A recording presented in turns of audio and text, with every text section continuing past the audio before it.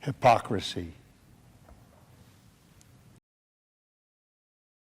Hey, what's up, guys? Welcome to Law-Splaining the Interwebs. I am your host, Nick Rekieta of Rekieta Law, a small law firm in central Minnesota. And I am very late today. Very late today. By the way, let me, I'll tell you why, of course. Of course, because I'm benevolent, I will disclose with full transparency why I was late. These damn kids. Oh my gosh. So, let me explain to you what my life is like.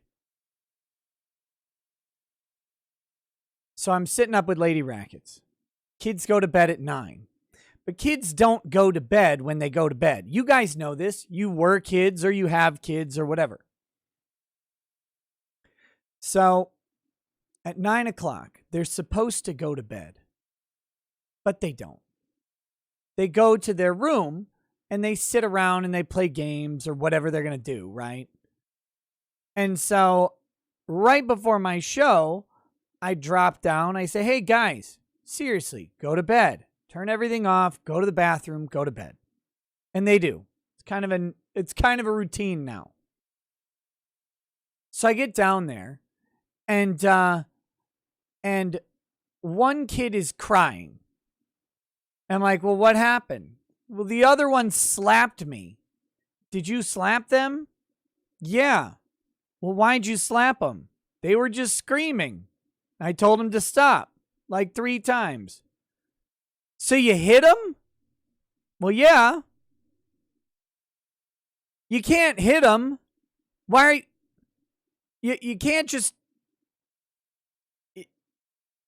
You can't hit them because they're screaming. I mean, they shouldn't be screaming. And then the crying starts. And then the crying starts from everybody involved. Everybody's now crying. And I'm like, oh my God, what the hell? So then I'm like, you can't hit the one because they're screaming. You just can't do that. That's not how this works. And then I'm like, hey, you, why were you screaming? And they're like, well, the other one wouldn't let me go get my iPad. The other kid, not even the same 2 kids. Different kid, wouldn't let me get my iPad. What? You? Why didn't you let him get the iPad? That's not true. We were playing a game. They weren't even on the iPad. Well, what the hell is this? Well, I wanted to get my iPad, but... And then more crying. And then just crying. And I'm like, stop crying. Why? I have to go. Can we just talk instead of crying? And then it turns out that they were playing the game. And the game was getting off the bed and getting back on the bed. But they got off the bed to go get the iPad, but they couldn't make it all the way to the iPad in time to get back on the bed. And so that meant that the other person was somehow preventing them from getting the iPad.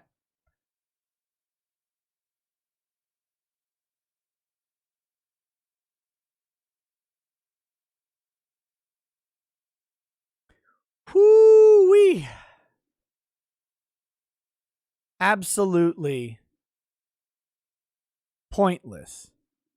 Absolutely pointless. So that took 9 minutes. I was a couple minutes ahead of schedule, and then suddenly I was late.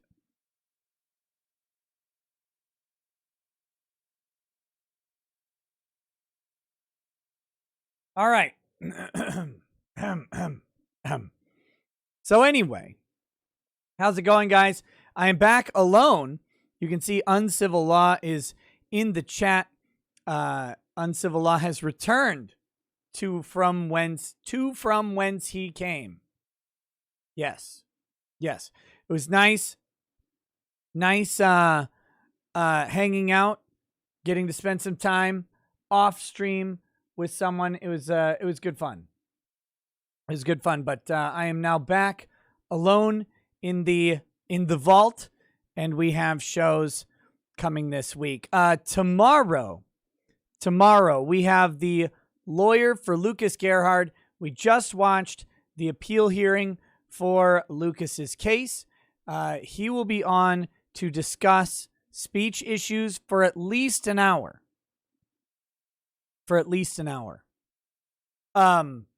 Don't know. He could stay longer. Depends on what his schedule's like. Maybe he hates being here. Maybe he likes being here but has to go. Whatever it is. He's going to hang out for at least an hour. We'll have him to talk about speech issues. Probably about some, mandate issues. He is in Michigan, which is one of the havens of non-censory in the United States right now. So we can discuss that. Tonight we've got, I've got some goofy stuff. Got jury trial strategy, screaming at the jury, good or bad. We'll be watching a video of an opening argument that someone sent to me, and we'll be pointing out the good and bad things done. This is an opening argument for a double homicide. So that's fun.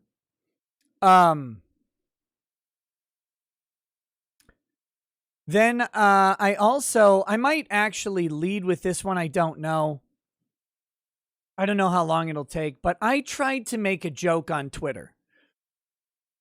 And I screwed it up so bad that my entire Twitter day was ruined. And the joke involves Nate, the lawyer, Nate Brody. And Nate has a fan club. The fan club of Nate is this guy named Steve McRae. And so we'll take a gander into the weird world of Steve McRae and Nate, and I'll probably bring Nate on. Well, when I bring Nate on, it'll be to talk about something else, but we'll probably spend a little bit of time talking about this. So you know how this goes, right? I have Law Twitter and Kick Vic. Nate has Steve McRae. That's about what you need to know. And so that's that. So we'll talk about that a little bit. I literally just wanted to make a joke. We'll talk about the joke that everybody seems to have missed. Which means it was a bad joke. You can't, it's not a good joke if you make it and no one sees it. So, there's that. And then I have a bunch of other stuff, to talk about, like this. Maybe let's start with this. This is short.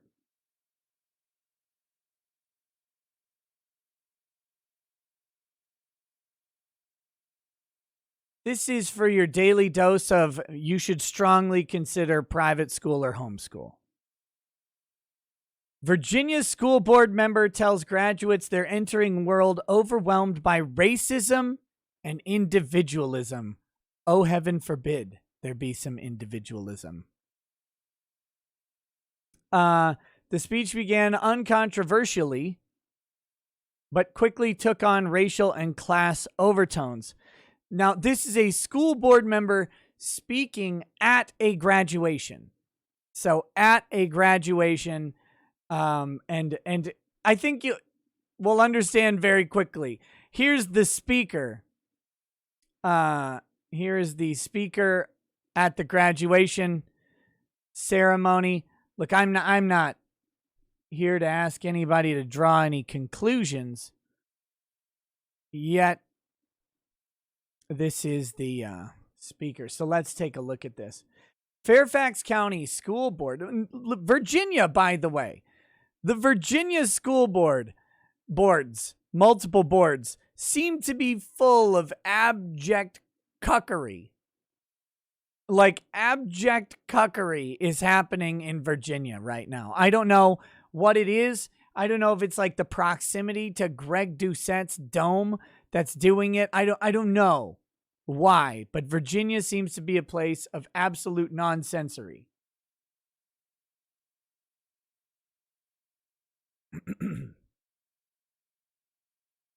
Fairfax County School Board member gave a fiery commencement speech last week in which she warned the graduating, mostly minority high schoolers they're about to step into a capitalist world filled with racism, white supremacy, and extreme versions of individualism.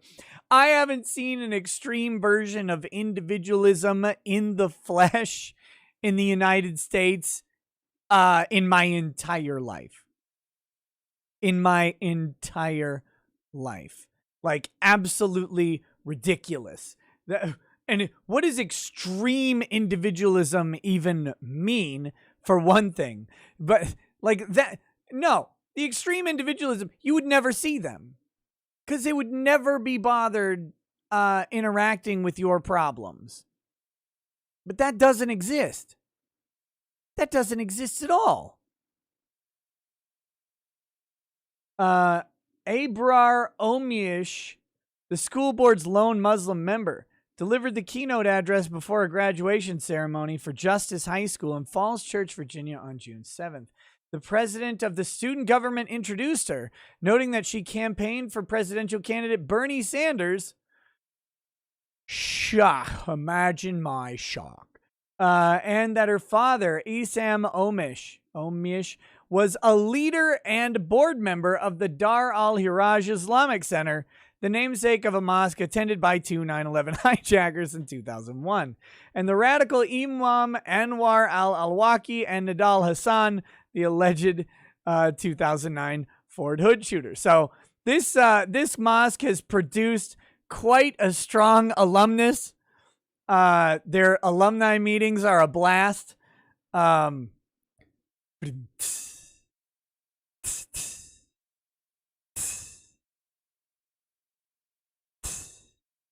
But yeah, okay, so the beginning of the speech, first reported by the Daily Wire, was relatively uncontroversial. She commended the graduates switching between Arabic, English, and Spanish for overcoming obstacles, both personal and academic. Now, I note they don't have any Arabic or Spanish quotes for me to massacre, but we could try it. Today, we checked off a box in your academic journey. As a human being, you have developed and you have grown, she said. And that's a pretty big assumption of the of high schoolers. But her speech quickly took on racial and class-based overtones, while at one point acknowledging that the school is sitting on land stolen from the Manahoic people, a Native American tribe. You understand that social justice is only political for those that can afford to ignore it, she told the graduating class. You understand that neutral is another word for complicit, and you have made a choice to take a stand. They're literally... Graduation commencement speeches, first of all, we have to figure these out. Because graduating high school is not choosing to make a stand against anything other than failing high school. And most people don't even have to make the choice to not fail high school. It's kind of done by the government these days. You just have to do it.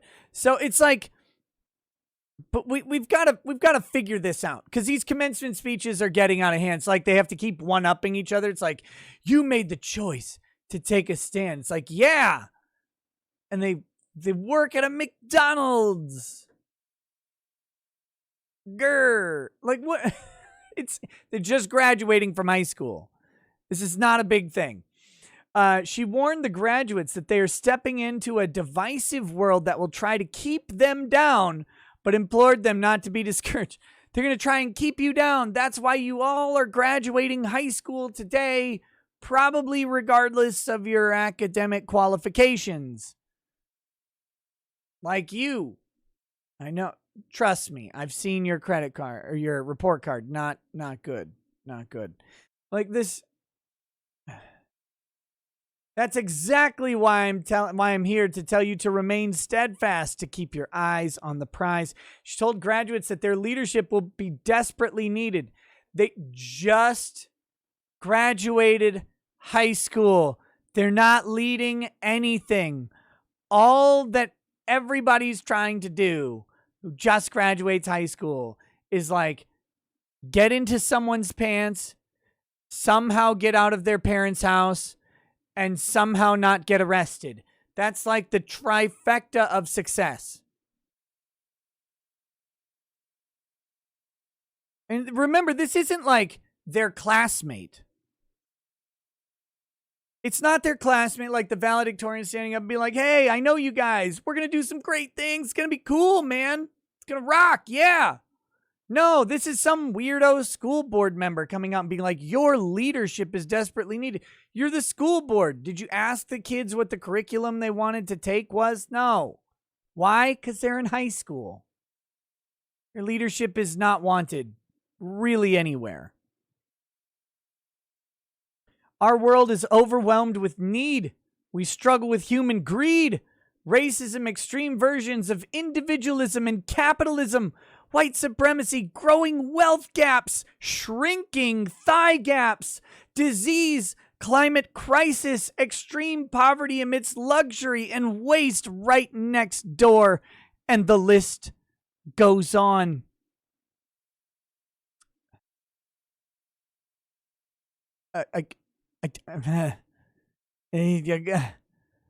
Again,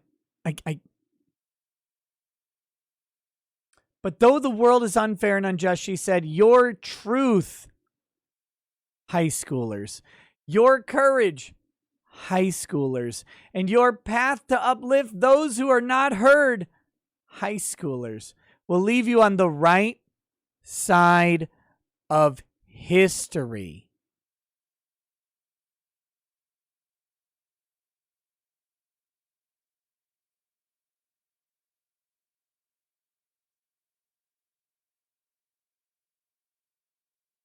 Fox News has reached out to Justice High School with a request for comment on the speech.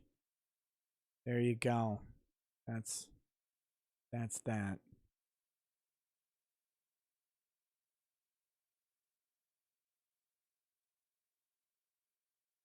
Someone said you wouldn't listen if a 17-year-old... This isn't a 17-year-old. This isn't a student.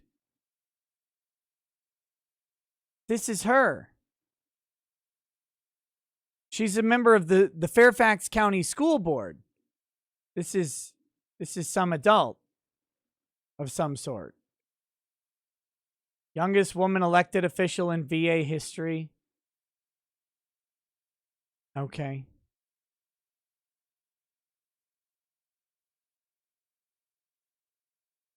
Unique.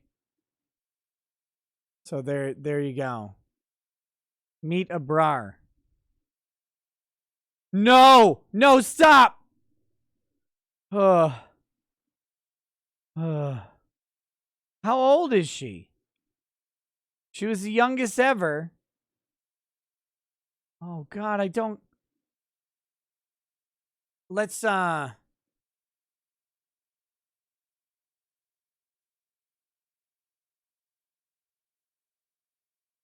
my gosh.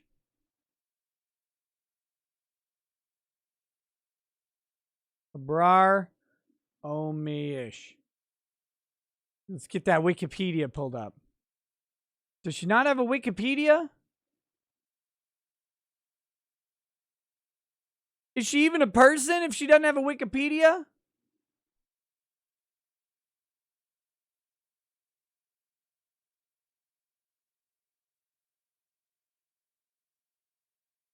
Let's see.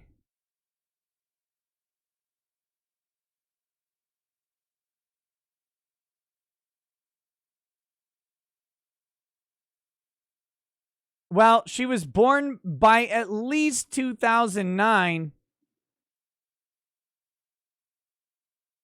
All right, well, whatever. She's 24, 25, 24.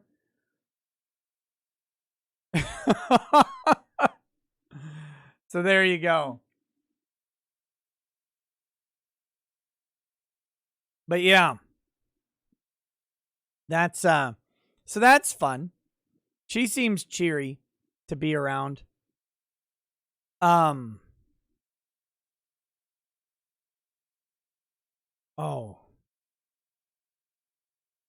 What else do we have? Oh, I got some chats to read. Just a second.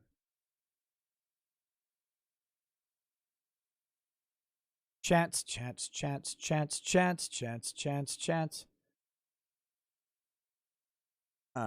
Let's see. Tall Skinny Geek says, when I'm making a midnight snack, I time it based on this show. Once Nick shows up, my food is burnt. Yes, that's true. Very true. Not So Handsome Jack says, day 7 of trying to get Nick to play Doom Eternal Ultra Nightmare. I'm tired of this charade. Here, take my money, whore. Okay. Kimberly Moriarty says, did you hear about the reporter in Project Veritas? Yes, I did. It's on my list of things to talk about tonight, actually. Alex Angelos says, are you sure your kids don't have autism, lawyer bro? No, I'm not sure of that. I don't think so. But, you know, you're never really sure until you're sure. So who knows?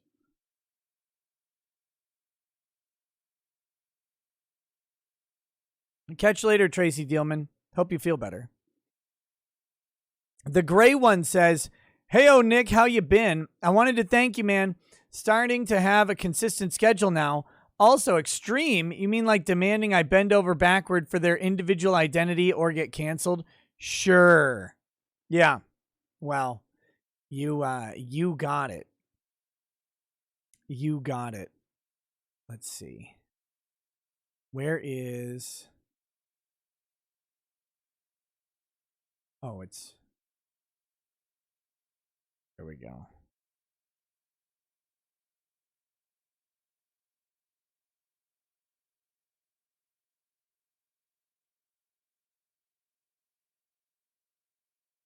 This is the Project Veritas thing.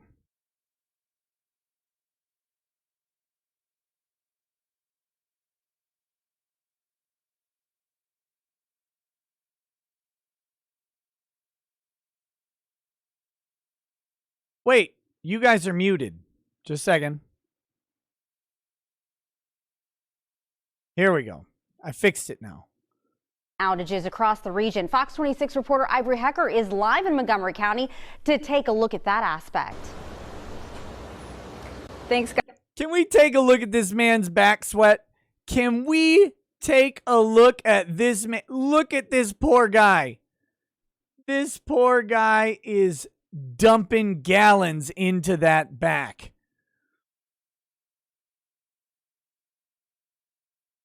So here we go. Guys, that's right. Before we get to that story, I want to let you, the viewers, know that Fox Corp has been muzzling me to keep certain information from you, the viewers. And from what I'm gathering, I am not the only reporter being subjected to this. I am going to be releasing some recordings about what goes on behind the scenes at Fox because it applies to you, the viewers. I found a nonprofit journalism group called Project Veritas.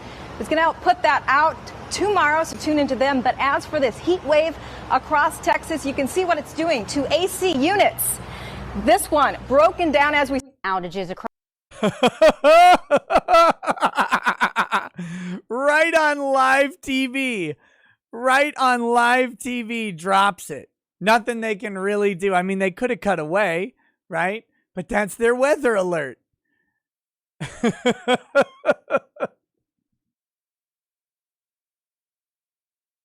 Oh, that's perfect. Oh, she knows she's fired. She knew she was fired already. She'd already made that choice. She made peace with it. She was ready to put that one down.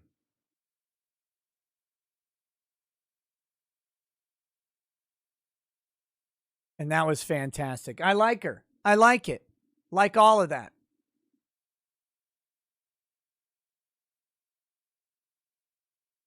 Arcanacide stream when? I don't even know what Arcanacide is. So that was funny. This is why I like Veritas. Veritas continues to do the work that other journalism outlets have largely given up on. They do it by bringing insiders out of organizations. They let them say their piece, and then, they let the people decide what that piece means. It's great stuff.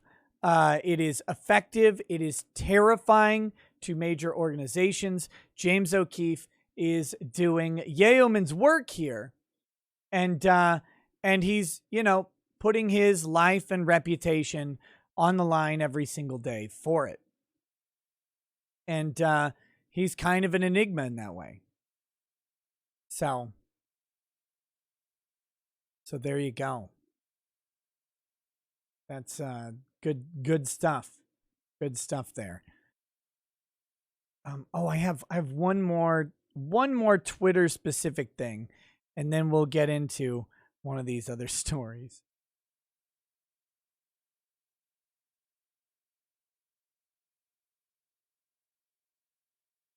So I don't know if you guys know this, but in certain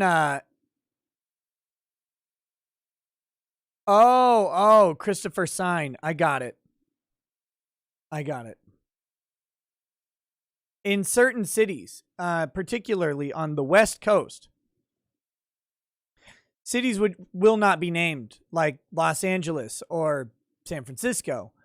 You can steal up to $950 worth of stuff, and the police just won't arrest you. So,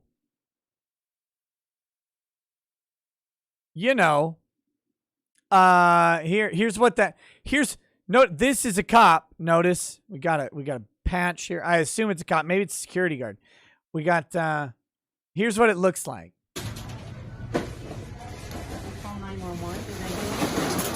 Oh, to be fair, this is just TSA private security. Never mind. That's not a cop. Wow.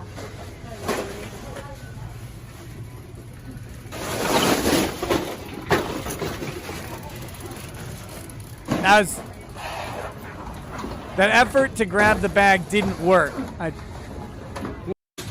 This is a problem. This is a problem at Walgreens' on the West Coast right now, because that's what's happening.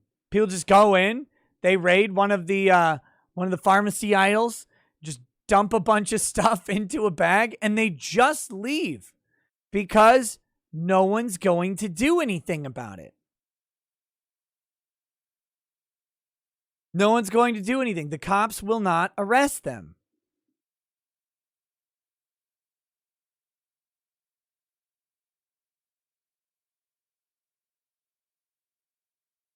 Does the rent-a-cop have a man bun? The rent-a-cop, that's got something weird going on upstairs. I don't know what that is.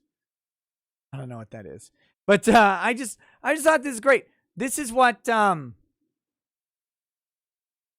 I think the private security guy is just there shopping on Uncivil, is my guess. He's just, I'm at on the way to work or on the way home, just grabbing some stuff from a Walgreens, and then it's just like, I'll grab. I'll try. I didn't get it. And I mean, that's not discredit to the private security person. You have no obligation to try and prevent the theft at a Walgreens. Or I assume looks like a Walgreens. I guess it could be a CVS or something. No. That's a Walgreens W right back here.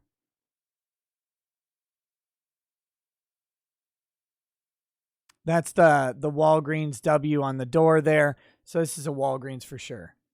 But yeah, so but this is the result of it. This is what it looks like. People are surprised. They're surprised that this stuff happens. It's like, well, when you tell the cops not to intervene, then people will just keep pushing. Speaking of which, whoops. Police retirement surged after the George Floyd killing, data finds. So we've got police retirement surged. I mean, this is, you know what? I figured out what happened. And it's Chauvin was attempting a grapple check on Floyd, and he rolled a natural 20, and his attack ended up doing double damage. That's what ended up happening. So because of that, we've got all sorts of issues coming out. One of them is police retirements have surged after the George Floyd killing. Cops across the country have been calling it a career since the murder of George Floyd in 2020, which sparks national scrutiny on policing, new research shows. Several agencies in the nation are seeing an almost 45% surge in retirements and departures. 45% increase in retirements and departures. Woo! That's a lot.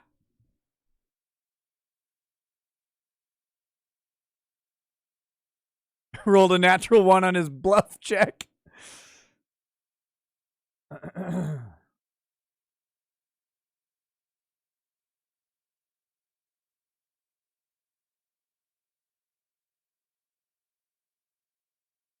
Floyd failed his constitution role 3 times, technically, right? You gotta, that's probably, that explains the 3 charges.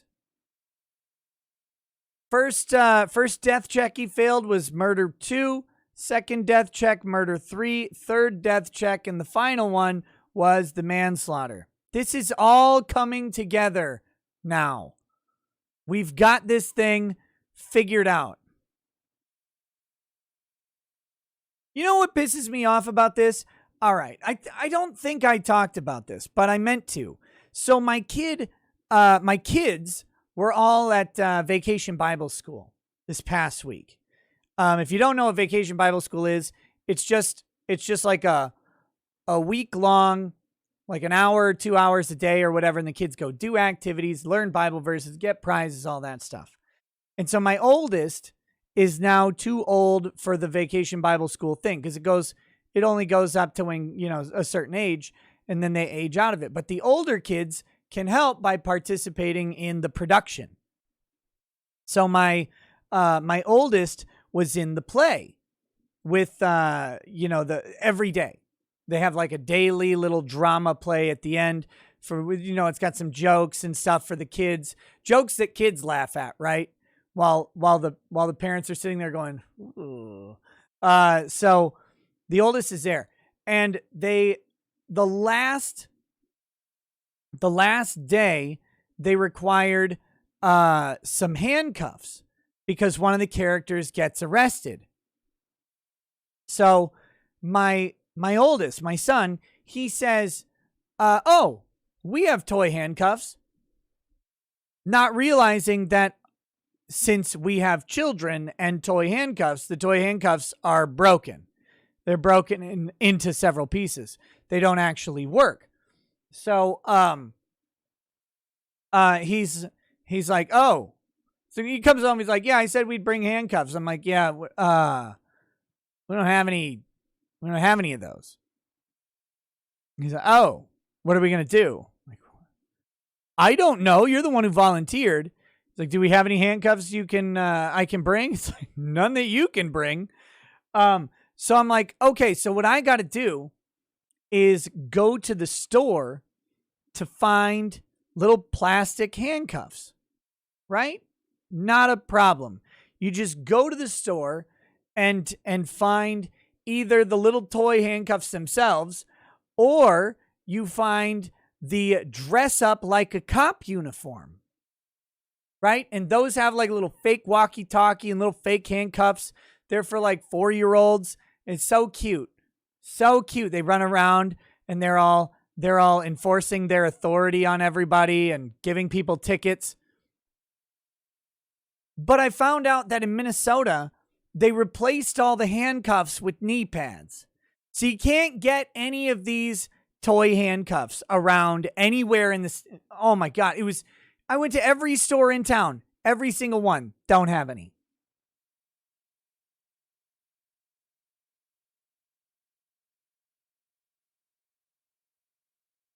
Absolutely ridiculous. But no, so we gave him the broken handcuff because it's just one. That the other one's gone. The other one's gone. And then my wife got like a piece of ribbon or whatever and looped it into the handcuffs. So they had, because it was behind them, so they didn't really need it, I guess, to be on display. But it was like, why'd you volunteer for anything? Don't volunteer to bring stuff if you don't know that we have it.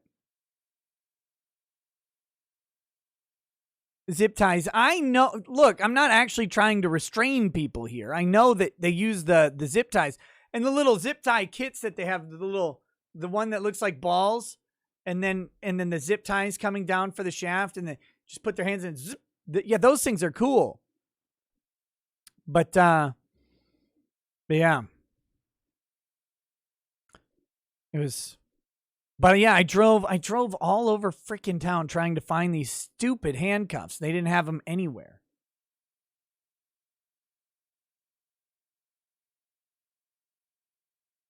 I forgot I had the fan turned towards where Kurt was sitting. Tina says if someone comes up to that thief and hits him trying to stop theft, 100% that person would probably be arrested for it. Very, very possible. Excuse me. Very, very possible. Amarantha says, you know they have some special shops that have handcuffs. Look, they don't look the same. They don't look the same. And there isn't one of those shops anywhere around here. I live in the middle of nowhere. Those don't exist. You got a Walmart, you got a Target, you got a Dollar Tree, you got a Runnings, and you got a Menards. Those are the only places that have toys of any stripe.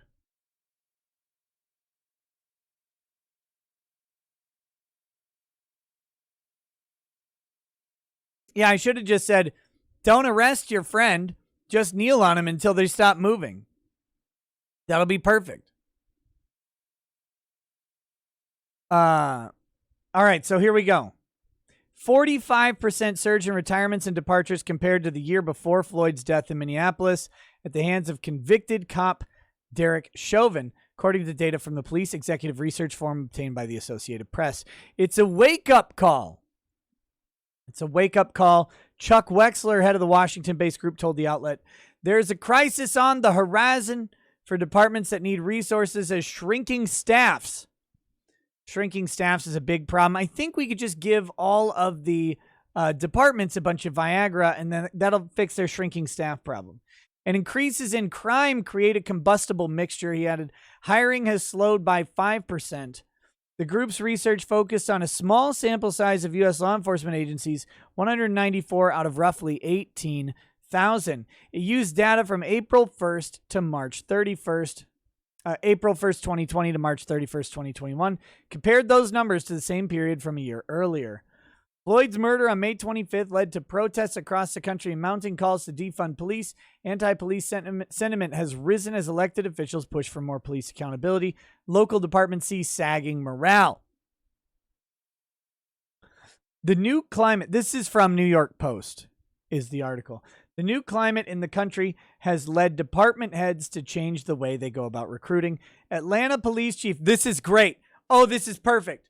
Atlanta Police Chief Rodney Bryant told the AP the department used to seek candidates who had the strength to be more physical. Look, we wanted big, Chadley cops running around, just going around in case they have to bust some skulls or drag someone in. Today's police officers, that's not what we're looking for, he said. We're looking for someone who can actually relate to the community, but also think like the community thinks.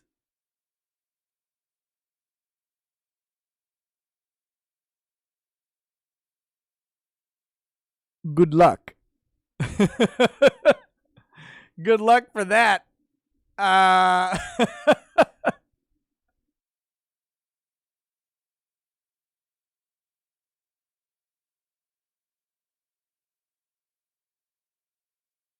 The forthcoming report is the latest that shows ongoing difficulties in recruitment and retention of officers during the current national divisiveness. In New York City, there were 272 uniformed officers who put in retirement papers in the matter in the month after Floyd's murder. For all of 2020, 5,300 uniformed NYPD officers retired or said they would retire, a 75% increase from the year before, according to the data. Some 2,600 retired and another 2,746 filed for retirement last year, according to the data. By comparison, in 2019, 1,509 left NYPD and another 1,544 filed for retirement, the data showed. Another 831 officers retired or filed to leave by April 21st. So this is a huge, huge increase. The exodus comes as police look to recruit a more diverse group of candidates that better reflect the ethnic and racial characteristics of the communities they cover. A recent report showed that out of 4,700 troopers in the New York State Police, only 4% were black and 6% Hispanic, compared to statewide data showing New York is 16% black and 19% Hispanic. So there you go. They are now going to be hiring to try to match the demographics. And that's always a good plan. When you hire based on race, always a good plan. It's good.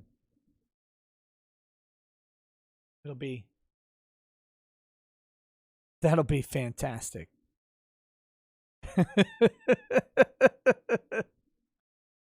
Oh my gosh.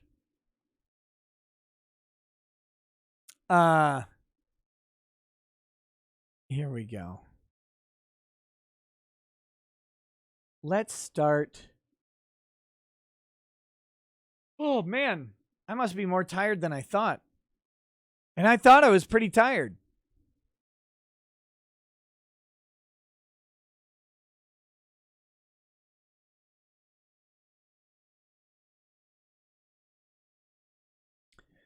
All right, so this is a 29-minute video. I don't know if we're going to watch all of it. What is in our racism docket for today? Don't worry, we've got it.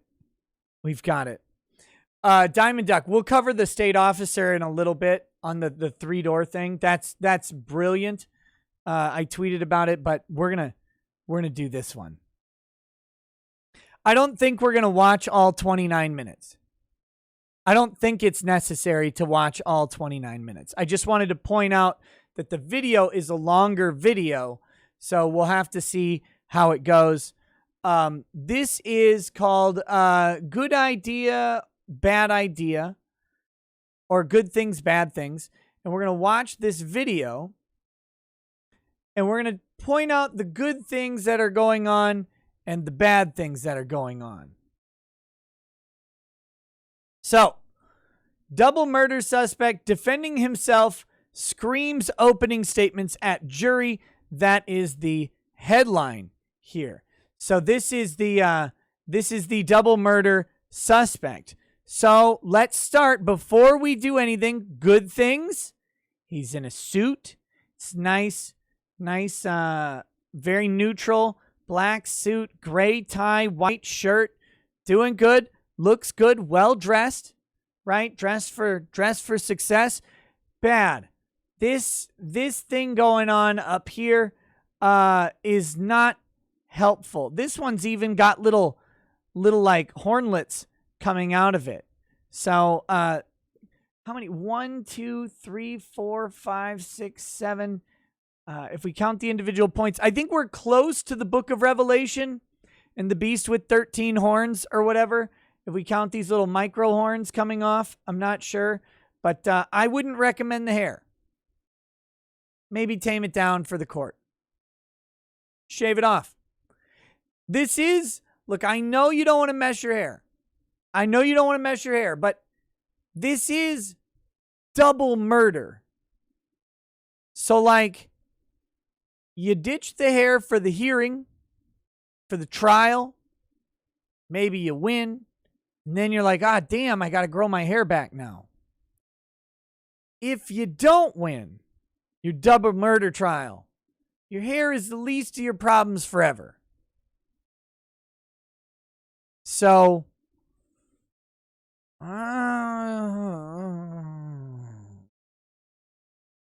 Okay. Okay, so next, let's see how this goes.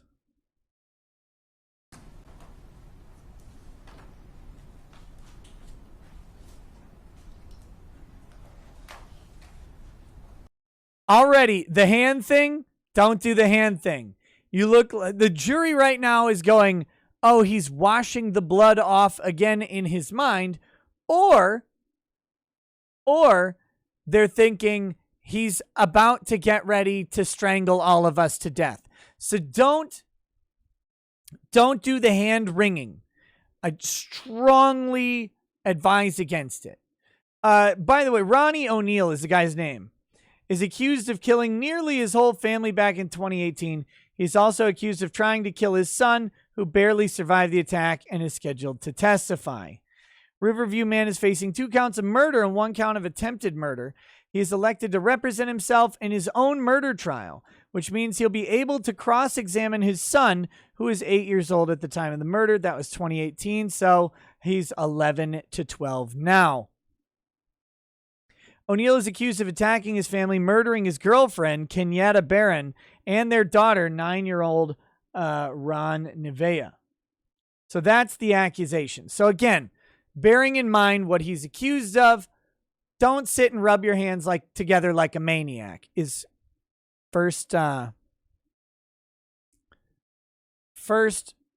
of advice. First sort of advice there. Oh, we got Dungeon Master. Says, you are currently being arrested and pinned on the ground. What do you do, George Floyd? I rolled persuasion to get them off. DM says, you rolled a nat 1 and began crying for mama. They don't move. George Floyd, well, shit. Yeah, I mean, pretty much. Okay, here we go. Next.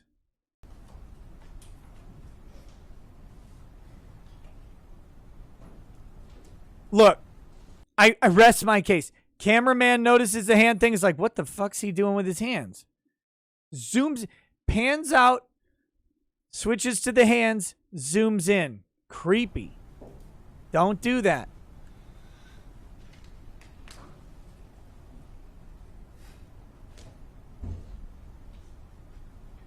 The evidence is going to show. All right. I like his conviction.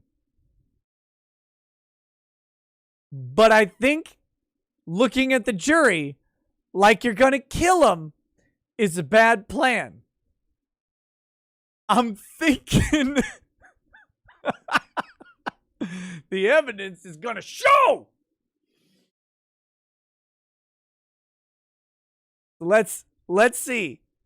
Let's see if it gets better for him. That we are under. He looks like the support cast in Apocalypto chasing down my man Jaguar or whatever. Like he's like, we can head him off at the. He looks like the guy who's like, yeah, we need to jump off the fucking waterfall and go kill him. Like, whew. Some of the most vicious.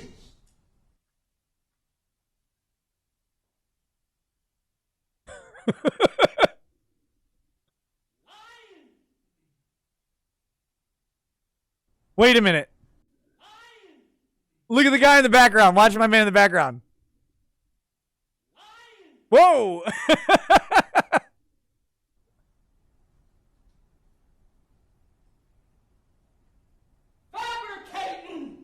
Fabricating. Fictitious. Yes. Government you ever seen. I love. There is no volume. I can't do it. He's walked away from the mic. So it's not. The video volume's maxed out, and if I try to turn him up when he walks back to the mic, he'll kill us. Then he'll have a lot more than a double homicide. So what he said is the evidence is gonna show we live under the most corrupt fabricating government. So I'm liking it. I'm getting the libertarian vibe from here. This is good. What I'm not liking is when you are the defense, I don't know if you want to talk about like the evidence is going to show a bunch of stuff. You just want to say what the evidence won't show. The evidence is not going to show beyond a reasonable doubt that I had anything to do with these murders. The evidence won't show it. You know why the evidence won't show it? Because it's bullshit.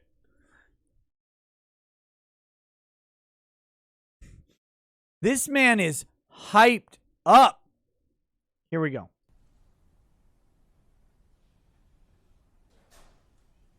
By the time it's all said and done, you will see who is the mass murderers. That's right. By the time it's all said and done, you will see who is the mass murderers. So you'll see that. Now, someone asked why the judge is allowing this to happen. Look, it's a pro se defendant. The judge probably is very concerned about stopping them, even though they're probably violating some decorum rules right now. If the judge stops them, they could maybe try and make some arguments for prejudice coming from the judge. So, she's letting them go. We'll see the judge in a minute. In Tampa Bay, the state of Florida, you will know why what occurred on March 18, 2018 occurred. Okay. Not a good start. So I know it's hard to hear, but I'll help you. He said, by the end, you will know why what occurred on March 18th occurred. Not a good line. Not a good line. You will know why it occurred. So far, he's making a great opening statement for the prosecution at this point. Turn on CC for the video.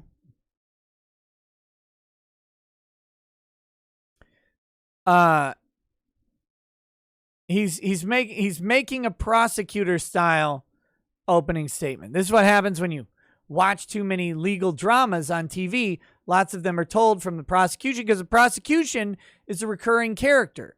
So you'll see their sort of arguments and their argumentative style and the points that they're going to make. You know, the evidence will show this. The evidence is going to show that.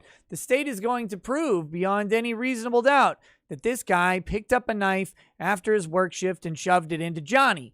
That's sort of the style he's adopting here.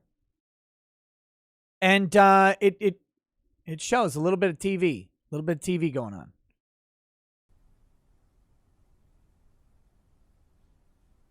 And the evidence is going to show.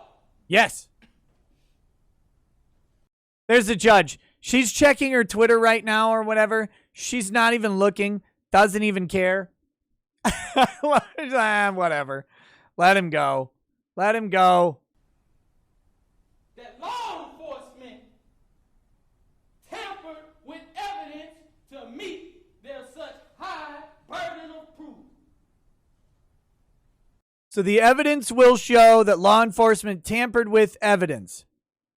Again, tough statements to make. There should be a lack of evidence. You want not enough evidence. That's kind of so juries are mimetic, right? You want to use mimetic. You want to use mimetic communication to put the jury into the proper mindset, not just in conveying the words to them, but you want to lovingly grab their little brains, right? You want to massage them. You want to rub them. You want You want to bring their brains not just to your conclusion, but into the headspace of the idea that there's nothing to do here. You gotta bring in the psychologies, the psychologicalizing. You gotta do that. You've got to bring them mentally to a place to accept that there's not enough to convict. And for this guy, he's out there talking about all this evidence and all these things that did happen. You don't want to bring them there. Lots of evidence about things that did happen. Sounds like you're guilty. Sounds like you're guilty. When you say how they've met their high burden of proof, sounding like you're guilty. So you got to be psychologizing and sociologizing them away from the ideas of having evidence. Because originally, it wasn't enough. So we had to tamper with evidence. Okay. Since it was such evident already, but we still had to tamper with evidence. Okay, so those things messed up. It's not we have temple whatever it is. It was tamper with evidence. But so he said it wasn't enough before, but it still was, so we have to tamper with it. The evidence is going to show. My son did not see me murder his mom. Okay, didn't see it happen. The evidence is going to show. He did not see me shoot his mom. Again, you're losing me on the argument, pal. Your son not seeing it doesn't mean you didn't do it.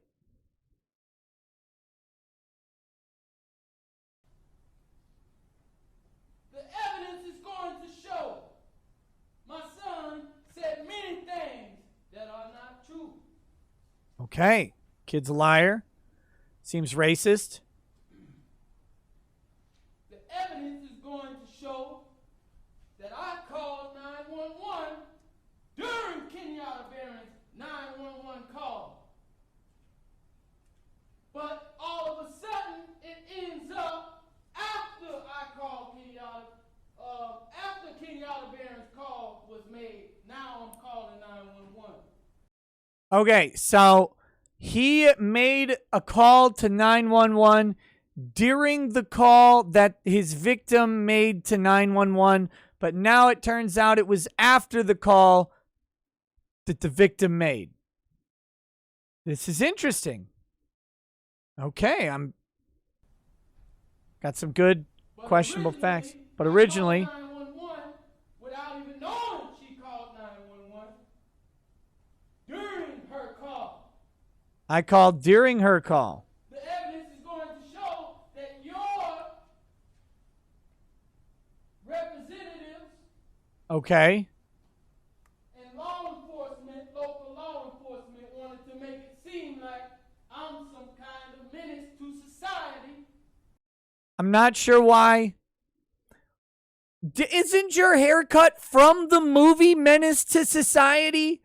Like, isn't it literally in there?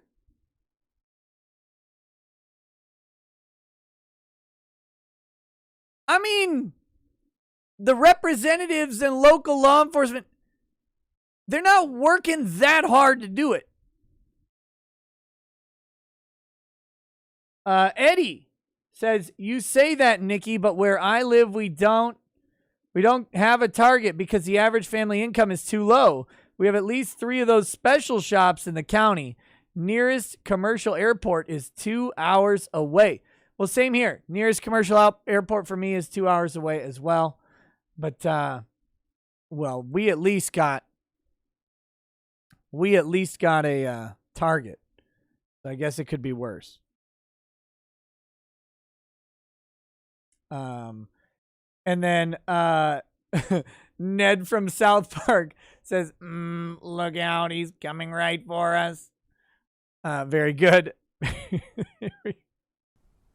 I ran after killing Kenyatta Barron, knowing that authority was on the way to kill my own children. Oh, okay. I wonder why I would do something like that for no reason. And I'm standing here competent as can be, representing myself today. Not competent as can be. I think we need to. It's not competent as can be. You are representing yourself. But you're just, again, the man is just leaving the jury with a bunch of questions. Yeah. Why did you run to kill your own children? Like, why did that happen? Is it because you didn't want them to witness against you? Like, what reason is there for doing this? You don't want to leave, especially as a defense attorney. The prosecutor, again, you want to open their minds to the possibilities of all the evidence that you've got, all of it. You want them to examine all the stuff. You want them to be thinking about, why would he come home and kill his wife or girlfriend or whatever? Maybe he did have a bad day. What about this text message that he sent to Pookie or whatever? What happened? All of this stuff. That's what the prosecutor wants. We want the jury at the beginning to have a bunch of questions, and then you seal up that opening statement from the prosecution side, and you put it down, and you say, and all those questions have answers in the evidence we will present at trial. We will answer your question about why he wanted to kill his girlfriend. We will answer questions about how his outburst at work led him home to kill his kid. We will answer the questions about the 911 calls and his deceptive means to try and call 911 during the murder to make it look like he wasn't involved. We will answer the question of why he ran after his kids. We will tell you why his failed attempt to kill his son is the biggest problem that he's got, because we're going to bring his son on the stand and have him tell you about his dad killing his mom. And then you'll know that we have proven beyond any reasonable doubt that this man is guilty of not one murder, but two. That's how you set that up. You want their minds open. As a defense attorney, you want their minds closed to the evidence. You don't want to leave them with questions. You want to leave them with no question that the state has anything to give to them at all. You just want to shut it down. Over and over. Shut it down. Shut it down, shut it down, shut it down. Nope. They've got nothing. They're gonna go all over the place. And they're gonna try and tell you some stuff, but they don't have evidence of it. The testimony that they're gonna get out of my son is gonna be a fabrication. And they know this because he testified differently before, or whatever it is. You want to shut down their questions. You got to get them in the mind space before you drop your arguments. The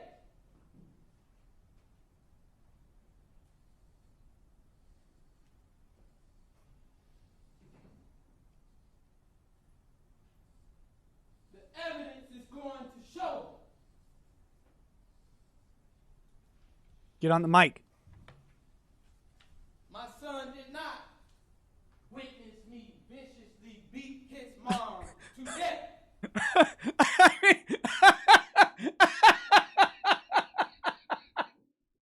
Come on, man. What are you doing?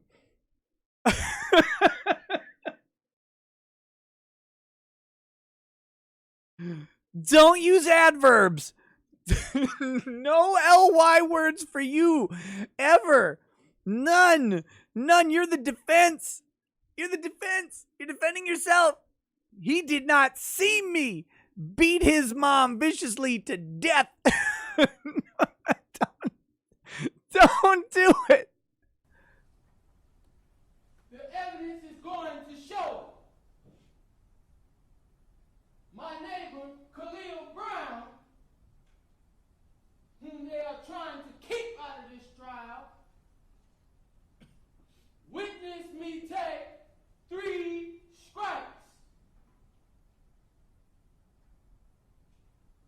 The evidence is going to show.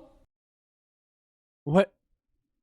Witness me take 3 strikes, like, from the killer? Is he saying there was another killer there?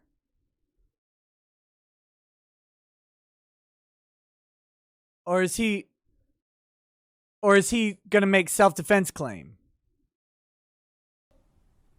That law enforcement and this administration wanted to make me look like a menace to society. The administration. So they added several mini strikes on that video and audio that you just heard. And they added several statements that I did not say. So the audio, God, I want to see the prosecutor's opening argument, don't you? Man, I want to see that. So apparently they played some audio or video during the prosecution's opening statements, and they're saying they added statements in that he didn't say, so that's good. Anything that I may have said exacerbated it. They exacerbated it. He said it consecutively over and over like Allahu Akbar, which I may have said once. Oh no.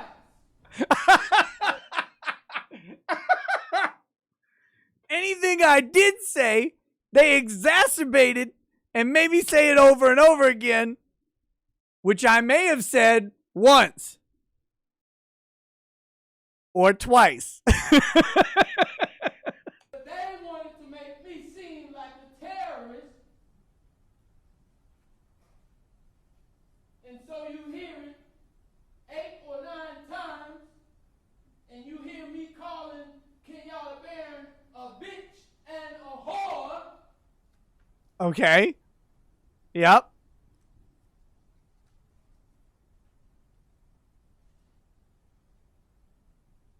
The evidence is going to show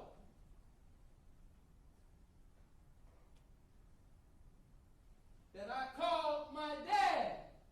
All right. After calling 911. Okay. What'd you tell him?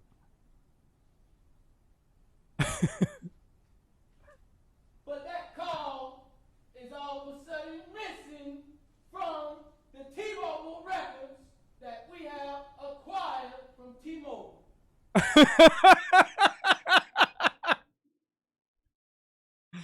You don't even have your own records of the call?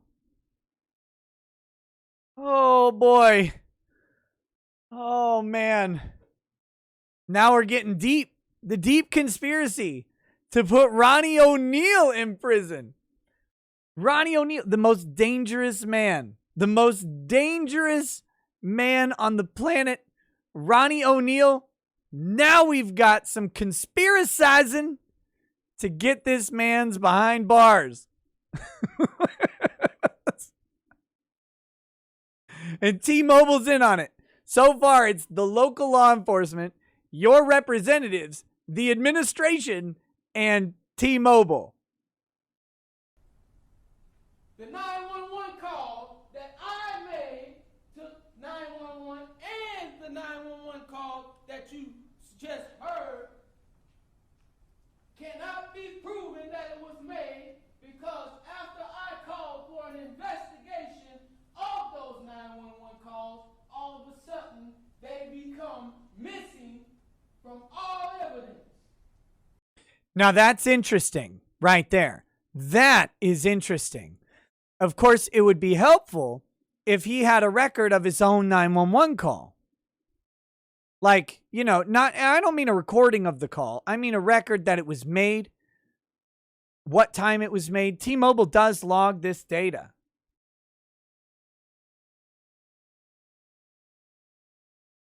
But I'll side with Ronnie on this one a little bit better.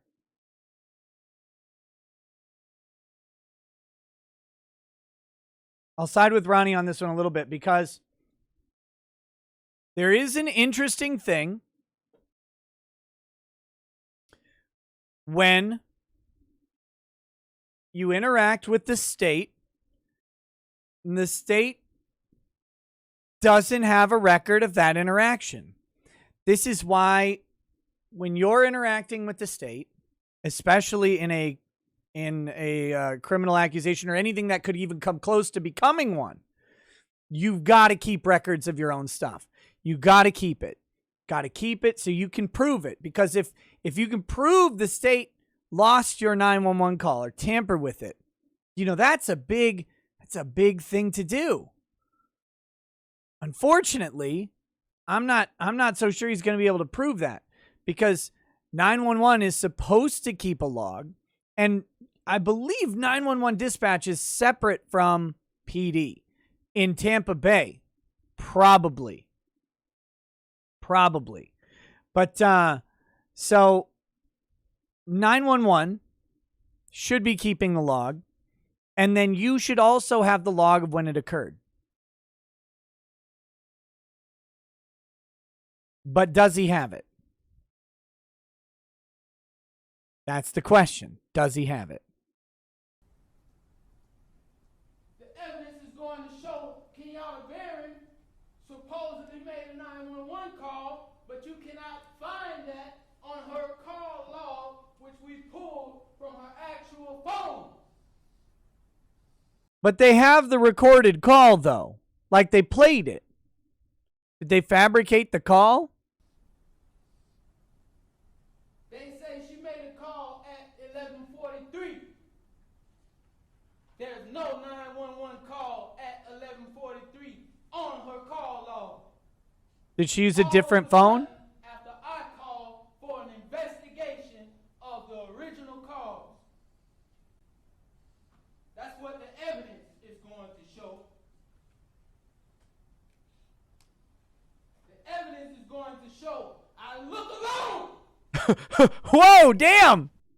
Paul Dervey says, anybody see the murder? Say, yeah.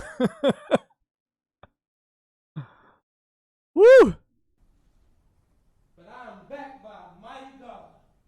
All right, God is on his side. The evidence is going to show I love my children.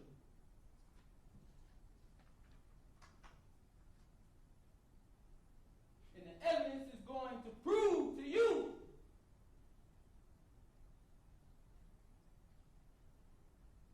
that this whole entire case has been tampered with and fabricated before it's all said and done. There you go. I can guarantee you that. Guarantee it. Mark my words.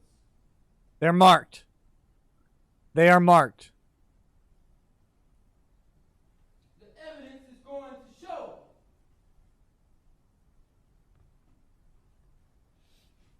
that they say, I said, come out here, son, and help me kill this bitch. But my neighbor, Khalil Brown, nor my neighbor, Mona Lisa Brothers Gray,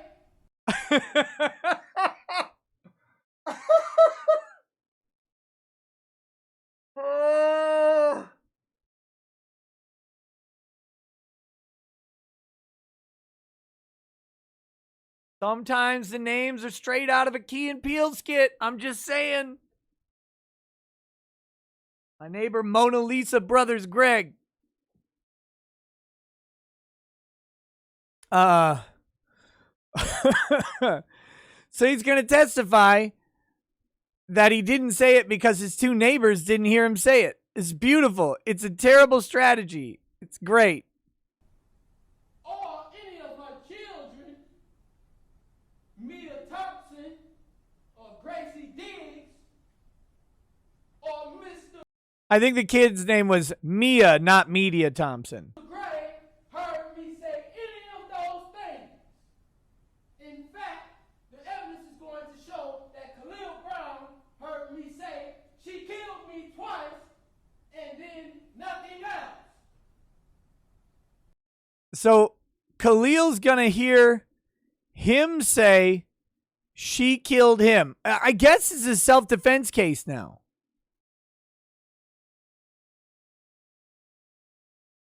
I guess we're in self-defense case scenario. So he killed her in self-defense. Is that what happened?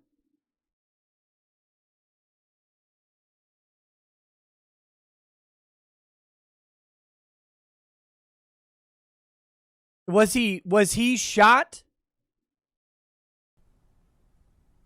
The CRA is going to show. For some of you who don't know what that is, that's Okay. a criminal report at the Navy. Criminal report at the Navy. Lead Detective Thomas Dirks is the author of. All right. The evidence will show that in that CRA, I told the neighbor, don't come outside. Call 911 now. Look, neighbor, you're pretty cool. Don't come outside today. Woo. Uncivil law. Your fancies are tickled, aren't they? You want to know this story. I want to know this story a lot right now. I want to know what's going on. But you don't hear that on this audio for some reason. Some reason. But you hear all these other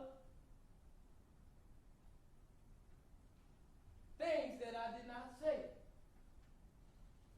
But you didn't say them, but you did say them? Who said them? That same CRA will have the statements of Khalil Brown saying that he saw me take 3 strikes with that shotgun. Oh, damn!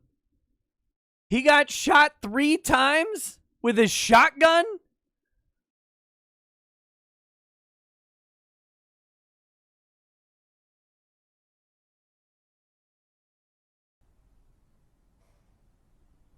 And nothing else.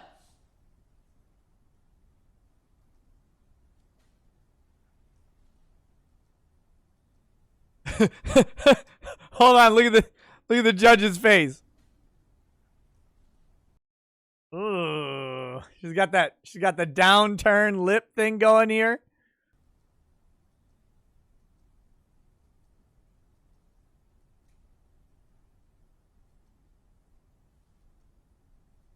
The evidence is going to show that Mr. Harmon here says that big chunk missing out of her arm was a bird shot. Okay. It was not a bird shot. What was it then? And whatever kind of shot it was, if it was a slug shot or a bird shot, where's the missing pieces of her arm? That's a good question. Where's her arm? Where's the missing pieces of the arm? 200-watt Studio says, no way this guy passed the bar. They could use him to do opening arguments for other murder cases. Perfect conviction rate. Marcia Clark should hire him. Also, you ever put your pencil in the sharpener eraser first? Yeah. Okay. Yep. Where's the arm? Can you find it? I can't find it. Ask Gage Grosskreutz where his arm is. The evidence is going to show you will not see any missing pieces of her arm in that closet where she was shot. Okay. You should see some evidence of. No, it's still playing. Nothing's happening. What? This is the video. It's coming back, I think. Yeah, it'll come back in just a second. Now we won't know the story. Shots, but there were several shots added to the wall to make it look Oh, what happened there? That was ah! This is going to show.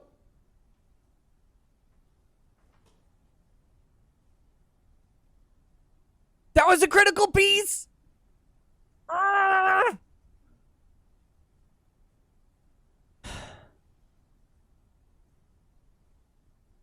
Remember I told you the evidence will not show you that my son witnessed me beat his mom to death. Well, Nor did he witness me shoot his mom. I was gonna say, it seems like she's dead from a gunshot. In fact, he didn't witness much at all. And the evidence will show that my son said my dad shot my mom. Is the correct statement. If you Okay. cite statements, if he even said it. Wait, he just said the evidence will show that my son said my dad shot my mom is the correct statement if he even said it. All right. It's a bold strategy, Cotton. Let's see how it works out. Big Red Bear says, Nick, if you had a client that took the stand against your wishes and answered questions like this from a prosecutor, what would your reaction be during the rambling and admissions of guilt and stupidity? You object as often as you can, and you demand the rest of the payment up front.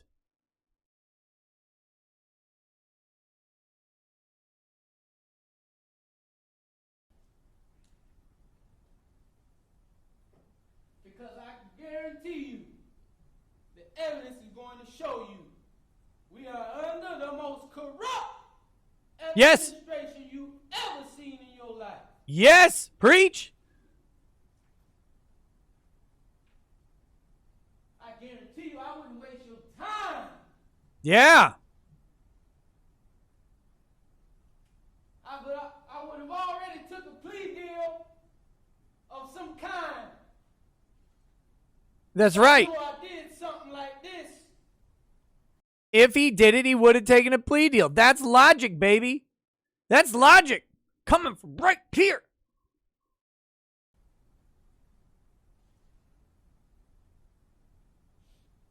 Because most people don't even go to trial when they know they killed somebody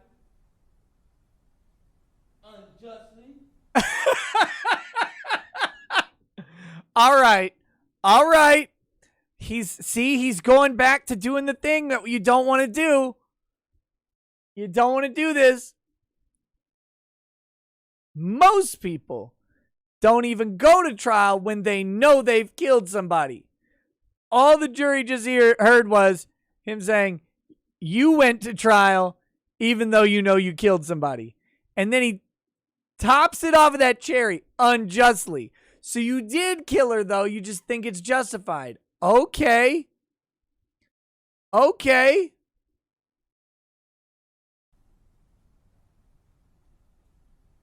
The evidence is going to show you who the killers are. All right. Who are they? Tell us who the killers are. Now we got multiple killers. It's not him.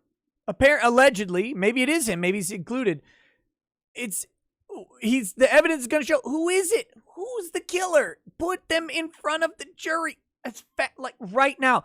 You got to plant those seeds. You're saying the evidence is going to show you that the real killer is Officer Podominic because he was at the scene before the 911 call and he shot. What was her name?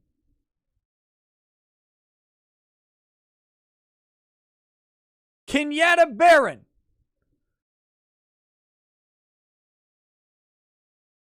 If you're going to say that the evidence is going to show who the real killers are, you better be talking from the get-go about who the real killers are.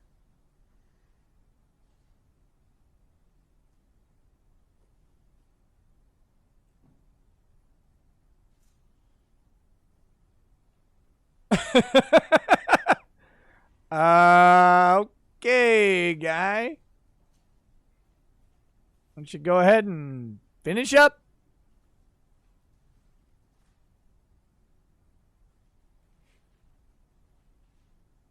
Sometime. Not guilty to the charges of premeditated murder. It's in the plea hearing. Murder, aggravated child abuse or battery, arson, resisting arrest without violence. Okay. While I'm at that, the evidence is going to show that they tased me for no reason. Tampered with that video because they didn't want you to know the truth. And it might sound far-fetched, It might. but I guarantee you, we're going to see who the liars are We're going to see him. before it's all said and done. I hope this man is innocent. I hope this man is innocent. It would be the best plot twist of 2021. Oh my God, I hope he's innocent. Ronnie Oneal's trial should be a pay-per-view event. Can I get a schedule? Trial, schedule, Ronnie Oneal. Is this going to be broadcast?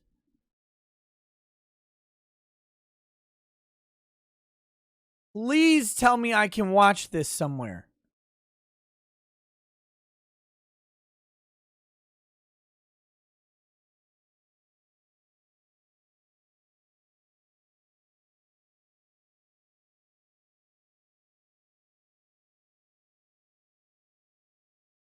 All right, so he was declared incompetent to proceed to court back in 2018.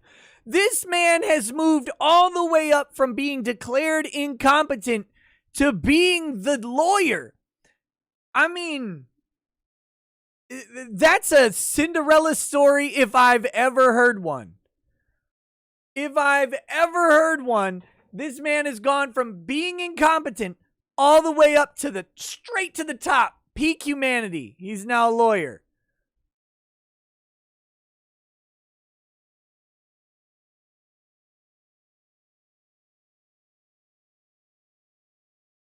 So the son is going to testify.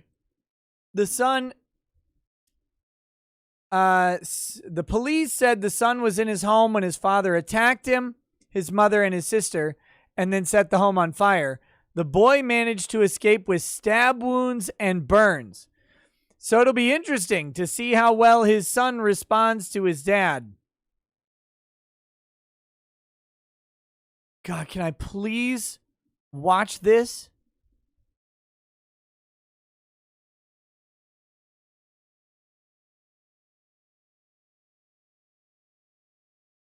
This sounds like this is the case I want to be watching. I want to be watching it live, though.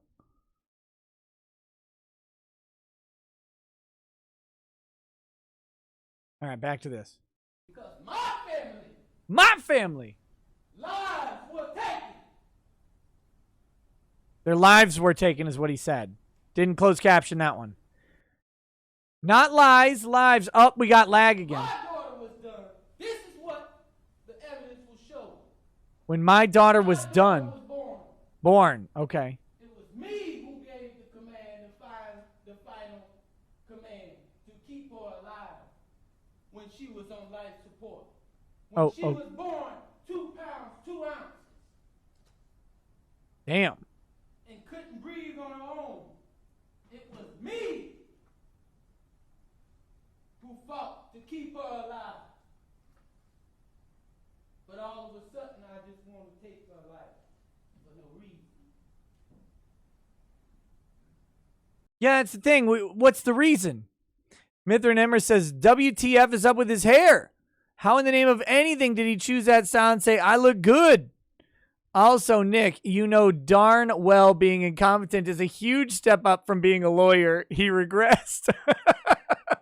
Touche. Touche. I'm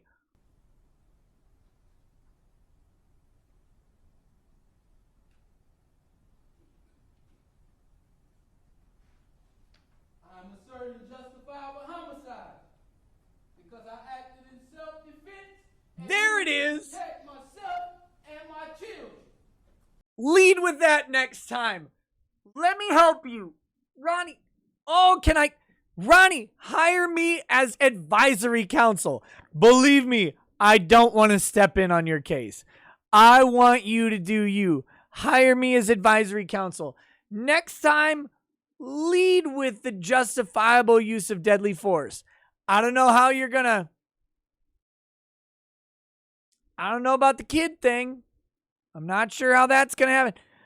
But open with the idea that they're going to try and show that I murdered my girlfriend. But I'm going to show you. I'm going to show you. And the evidence is going to lead me to my self-defense claim. Because I was in fear for my life. I was in fear for the lives of my children.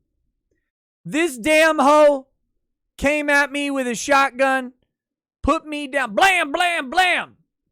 3 strikes with that shotgun from this bitch. And I got up and I said, look, I'm going to put these hands on you. Disrespecting me with that shotgun.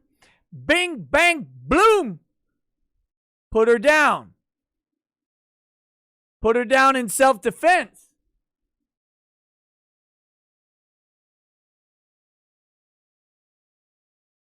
You gotta open with this. You gotta open with this. Awick says the hearings are at 9 East. Where are they available online live? If they're available online live, I may get my ass up at 8 a.m. Eastern or not 8 a.m. Central to watch this. From Kenyatta Barron.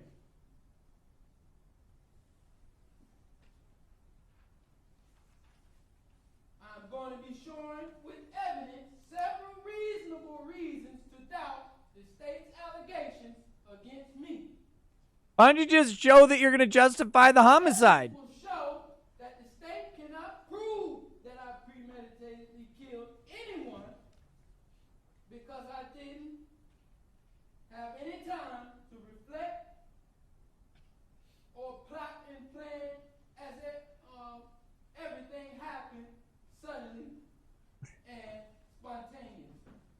Okay, again, not a good track because I'm thinking maybe that the second-degree murder is a lesser included defense to the first-degree murder. So just because you couldn't premeditate it doesn't mean you didn't do it. And if you did it and they just can't prove premeditation, they might be able to... I don't know how Florida works off the top of my head.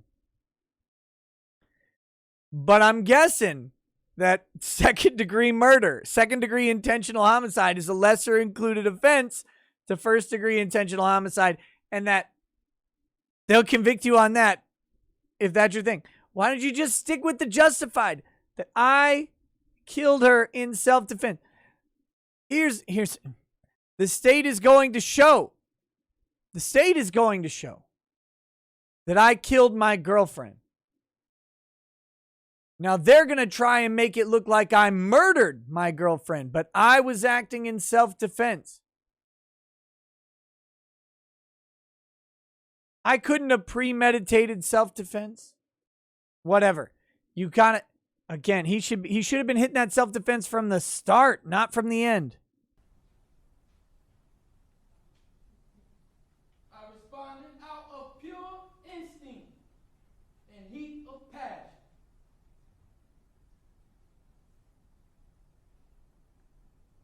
Eliminating any kind of premeditated design.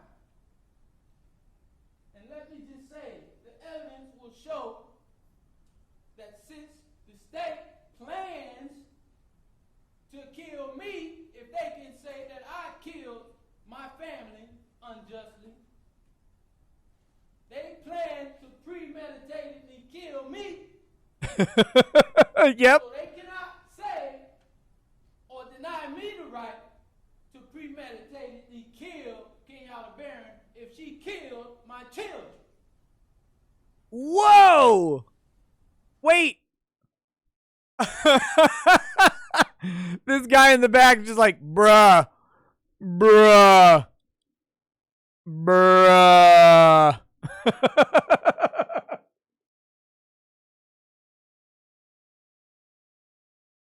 They cannot show I premeditatedly killed her because they can't show that I had time to reflect, contemplate, and plan. But the state plans to kill me. So they can't deny me my right to premeditatedly kill her. This is not going well. Here's the thing. I believe him. I'm with Ronnie on this. I'm with Ronnie Oneal, but I'm worried about his representation.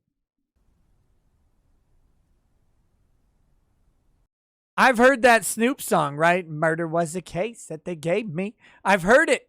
I know it. The evidence will show that Kenyatta Barron had several medications and drugs such as morphine in her system. Damn. The evidence will show she had a domestic history and was arrested for domestic violence that same year. There you go. The guy's eyes in the back are killing me. He's tracking him, but like at the top of his eyelids, back and forth.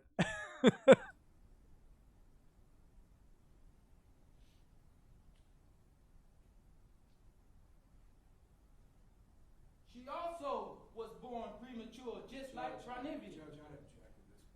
I'm going to sustain the objection as to that particular argument regarding Miss Barron being born prematurely.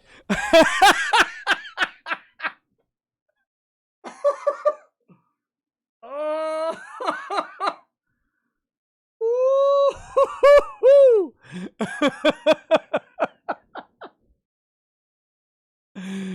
He brings in, this bitch was born premature. This state, why even bother? Why object there? Like, why? You got the whoa. We don't want him to assert that she was born premature. I mean, that's dangerous stuff.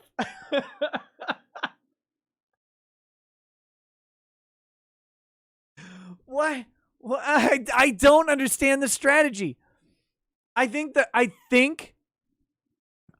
state prosecutor's just like, I gotta break this up. I gotta do something.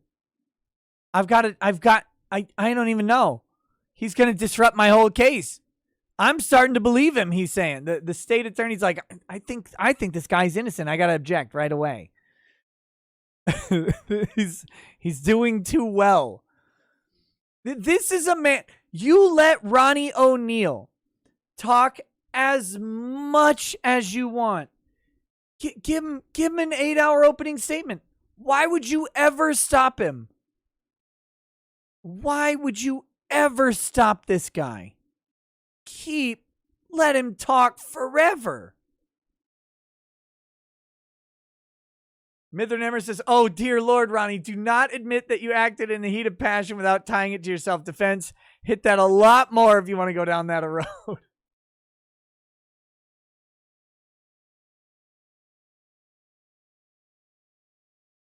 All right, here we go. You may continue on, Mr. Oneal.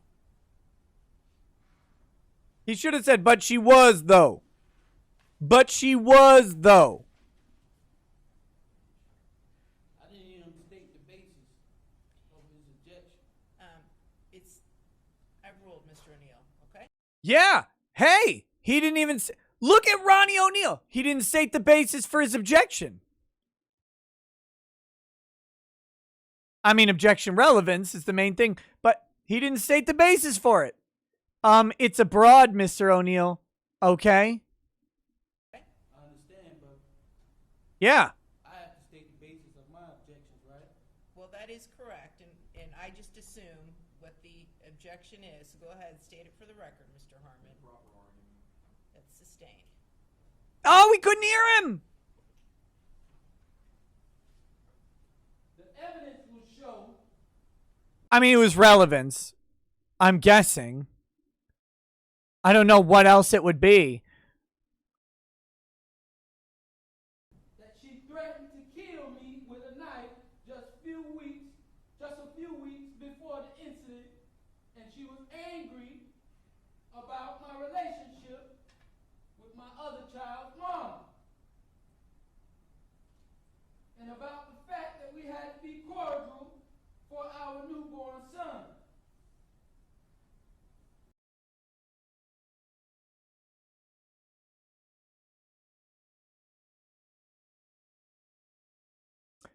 Okay. Okay, it's all coming together now. It's all coming together now. Ronnie Oneal might have been stepping out.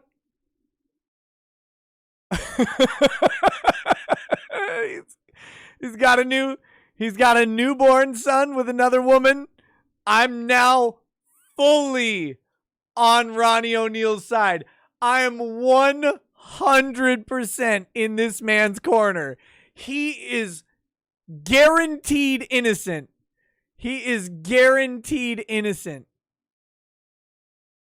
Kenyatta Barron is the murderer.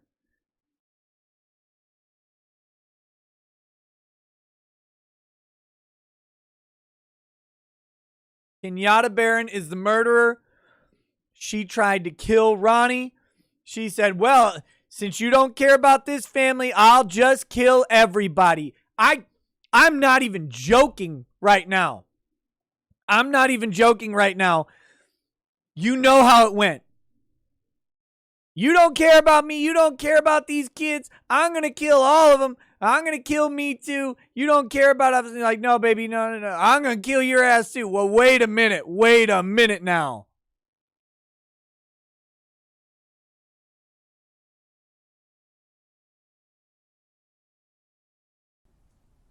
And the evidence will show that they have been going back and forth and arguing on Facebook and by telephone that whole afternoon before the incident.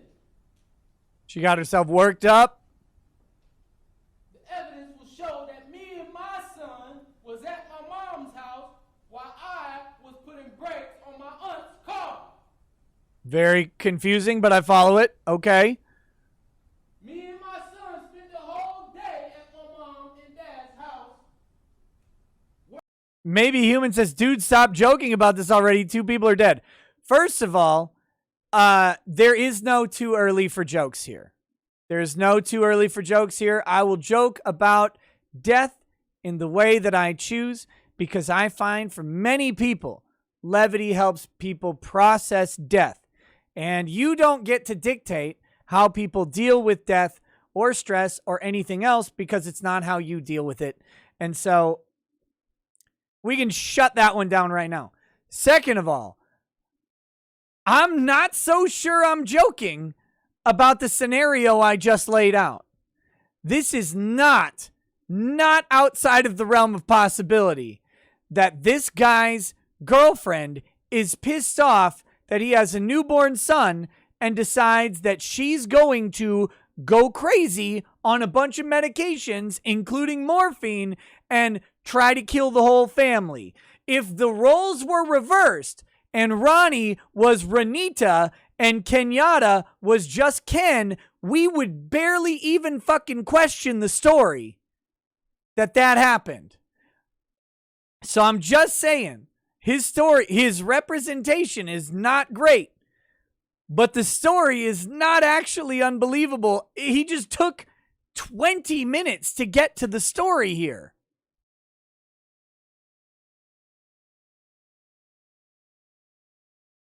If he keeps going like this, he's going to be found guilty no matter what.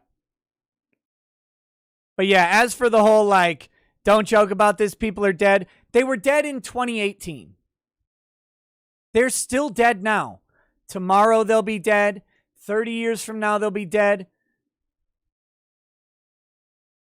Yeah, I'm not the guy who's going to not joke about death. Working on the car.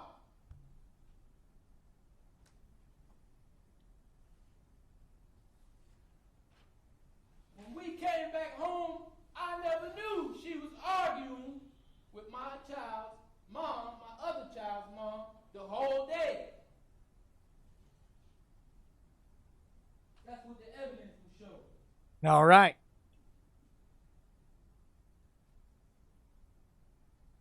Evidence will show that my daughter was prematurely born.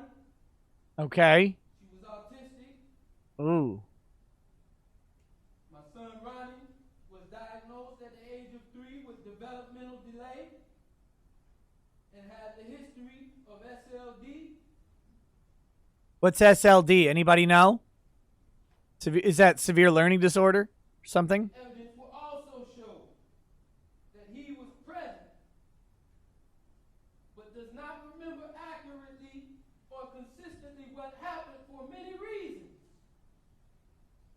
making him unreliable when it comes to the actual facts. Now, the reason he's going to show this is because originally, apparently, the son testified differently.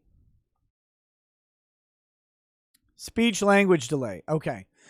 So originally, remember, this has been 3 years in the making. Originally, I believe his son testified or told the police a different story. And then now he has changed his story. He's changed his story. And so that is going to be the basis of his argument. He also has been diagnosed with Specific learning disability. because this is a very traumatic thing that he went through. So he's trying to discredit the son's testimony because he knows that the son's testimony has shifted heavily against him. He also was diagnosed with major depression disorder, intermittent confusion, and delirium. The evidence and testimony will show that Ronnie Blair, formerly known as Ronnie Oneal IV, may have been coached on what to say by family members. Objection to argument. And or law enforcement. Hold on. I will. So he's making an objection argumentative. I don't know if that's argumentative. Maybe. But he's making a suggestion here. So someone in the chat earlier said that a sheriff deputy has actually adopted Ronnie's son, Ronnie IV. It's like we know a Ron III who has a Ron IV. Anyway. Jay Graham, me calling lawyers peak humanity was clearly tongue-in-cheek. But so now he's going to suggest that the sheriff's deputy who adopted the son, or the sheriff's deputy and their family, or maybe family members of Kenyatta Barron, have coached the child into what to say, which is why his testimony has been altered. Now, they're objecting on argumentative. I think she's going to sustain it. Overrule the objection. Thank you, Your Honor. Mr. Oneal, again, jury, this is what both sides believe the evidence is going to show. All right? Oh, she overruled it. She did not sustain it. Good job. Very good. It's really inappropriate in general to object during opening statements. It's not something you do because it's your opening statement. You get to do a lot. You can object to an argumentative opening statement, but opening statements are inherently argumentative. So it's kind of a weird thing to object to, but you can't do it if it's being too egregious. Again, you will be the ultimate determiner of what the facts are. You may proceed, Mr. Oneal. Thank you, Your Honor. And these are also actual facts that Mr. Harmon left out when he told you about the report of his former psychologist. Nailed it. That's actually good stuff. Midnight's Edge After Dark. Oh, no. This guy is doomed to be convicted right now. He's doomed to be convicted. at this point. When he told you that he was adopted by his family members, which didn't work out as well, and he had to be placed with another family, which is now the Blair family. In that same report, it talked about how he may have been coached by family members. Ooh, that's from the report? Oh, that's a bombshell right there. That's a bombshell right there. Okay. Very interesting. The evidence is going to show that my son was adopted by a detective who formerly worked in this case.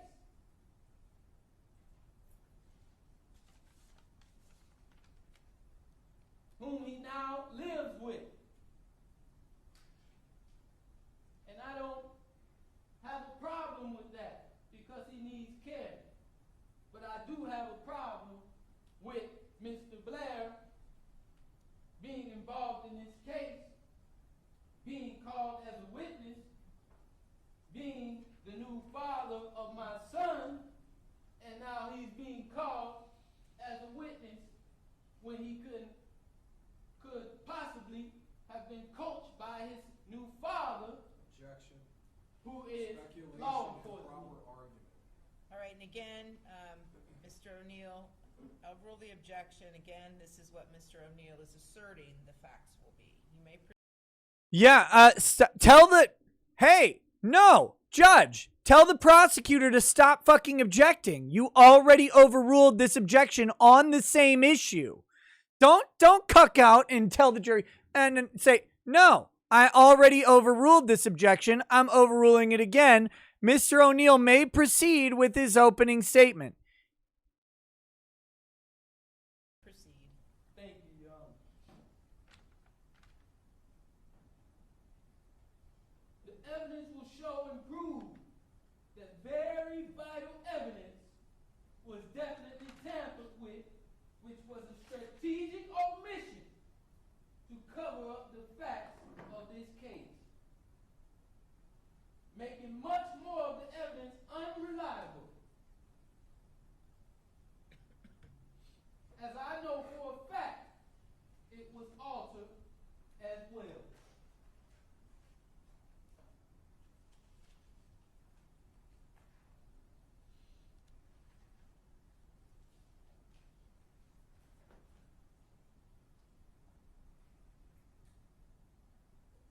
The evidence is going to show that the 911 call of Kenyatta Barron is not compatible with what Khalil Brown saw and heard outside. Now you're getting a little repetitive. You covered this like 20 minutes ago.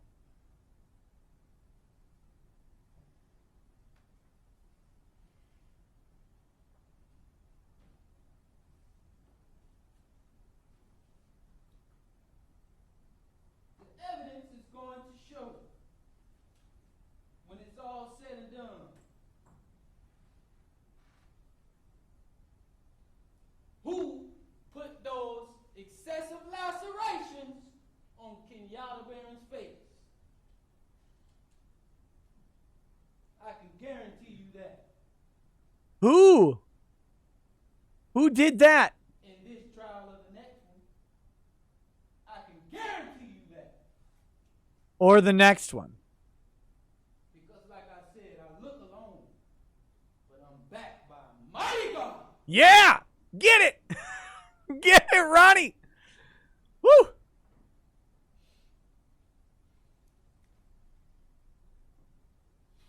And ultimately, it will show that none of the state's witnesses can draw any conclusions, especially because they didn't see anything that refutes my self-defense claim and theory. And nor can the state do so beyond their very reasonable doubts that will be revealed. The very reasonable doubts that will be revealed by me.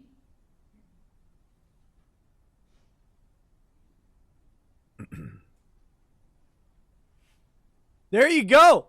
You know what? A strong finish. A strong finish from Ronnie. Week open. 16 and a half minutes of bad open. 16 and a half minutes of bad. Actually starts to pick up right around the 17-minute mark. And he has a competent finish. Now,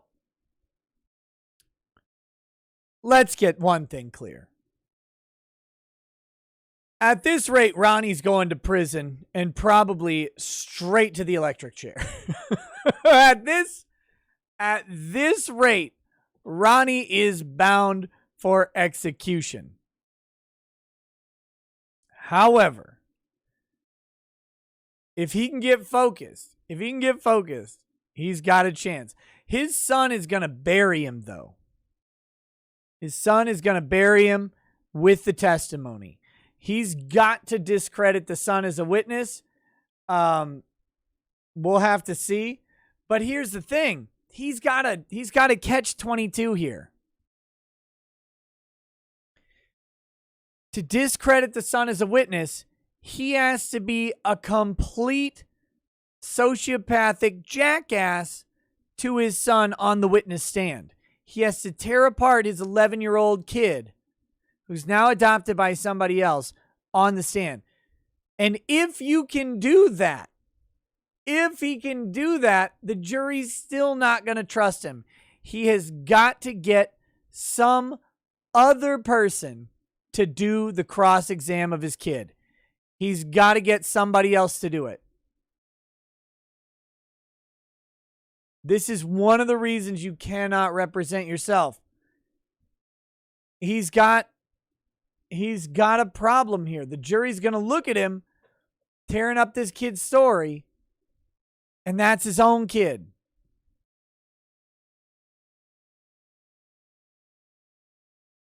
So that'll be a mess. That's going to be a tough one.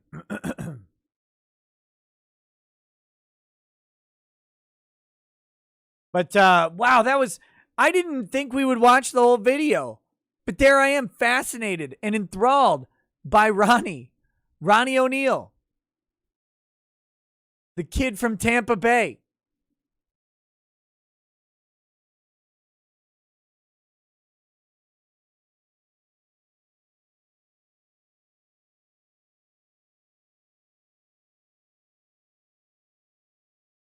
It'll be, what about checking the comments on the video? Oh, we could do that real quick. That's a good idea. Jury comes back 13 seconds later. Guilty. Judge. Okay, we'll let the jury go back to deliberate. Nah, we good. Evidence will show this dude is digging his own grave. He has lawyer mixed up as preacher. Nah. Can't believe the judge let him carry on like this. Of course the judge did. It's opening argument. Oh, let's be clear. There are lawyers who do worse opening arguments than Ronnie Oneal.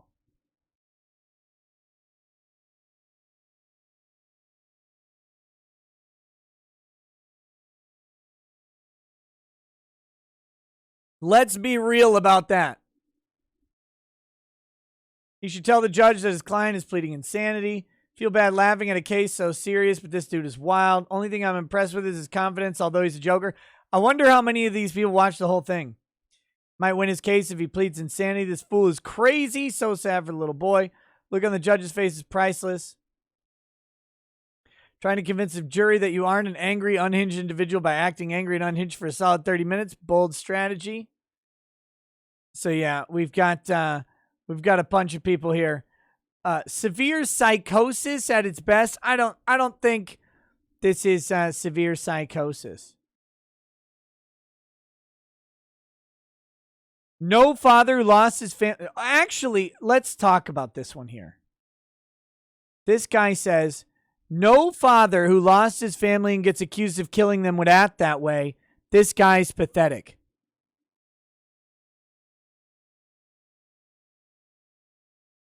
I don't know about that.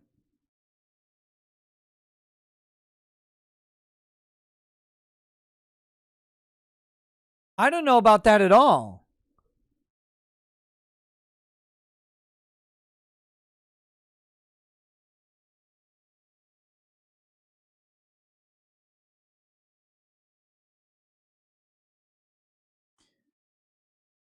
That's the that's the one thing about this that I kind of believe, because if Ronnie's innocent, he's been through multiple public defenders said they weren't doing a good enough job.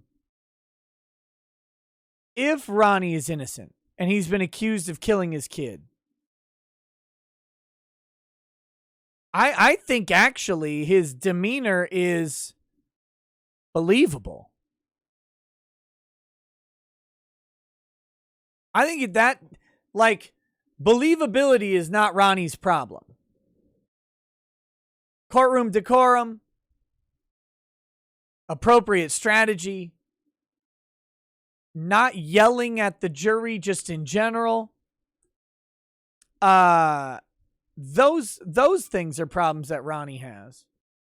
But believability about the indignation at being accused of harming your family, that didn't throw me at all. I thought he was actually doing an okay job acting at that, if he's guilty.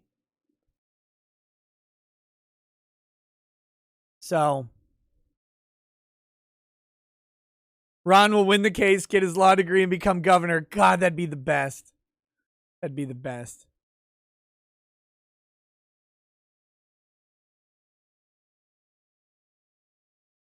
But, is it weird or hard to change / get a lawyer mid-trial? It's hard, because if you don't have one now, the question is why. But no, I mean, he could hire a lawyer tomorrow. Maybe Human says, WTF, is Nick defending this psycho? No, I'm not. I'm here commenting on it. What are you even watching? If I was defending him, I would be in court defending him. But no, I said over and over, this guy seems to be well on his way to the death penalty. But I'm just saying that the believability of his indignation at being accused of harming his children if he didn't do it, that's believable. The person who said that's not how a father would act, that's how I would expect any father to act. I would actually expect worse. I'd expect far, far worse than that. If my children were killed by the police, or if they were killed by someone and covered up for by the police, as Ronnie is asserting, I wouldn't make it to trial. Let's just put that down on paper right now. If my family members were killed and then that was covered up by the police and me framed, I'm not going to make it to trial here. Like what? Let's be honest about this.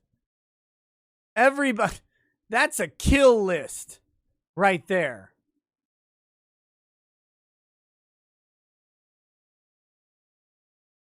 So, the fact that Ronnie is yelling in court is not a good idea. But if he's telling the truth, his demeanor is not surprising at all. Timothy Reaper says, use this money to bring Drex over. We need a real black man's opinion on the Oneal case. Sorry, Nick, shoe polish and a fro wig don't count. I have never, ever worn shoe polish on my face.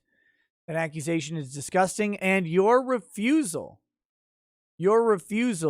to acknowledge me as the black man that I am is actually a little bit disconcerting. Daniel Lindsay brings up a good point here. Please remind people it is innocent until proven guilty. It's something we have long gone away from in this society. Now, it seems like Ronnie is definitely responsible for the death of Kenyatta Barron, his girlfriend. He's asserting that he's not responsible for the death of their daughter. It seems to be blaming Kenyatta for that. That wasn't very clear from his opening statement, and that is a big criticism. He should have had more clarity in his opening statement. When you're saying the evidence will show who the murderers are, you got to put the names out on you. How do I word this? Okay. Let's do it this way from a super cuck source. A super cuck source.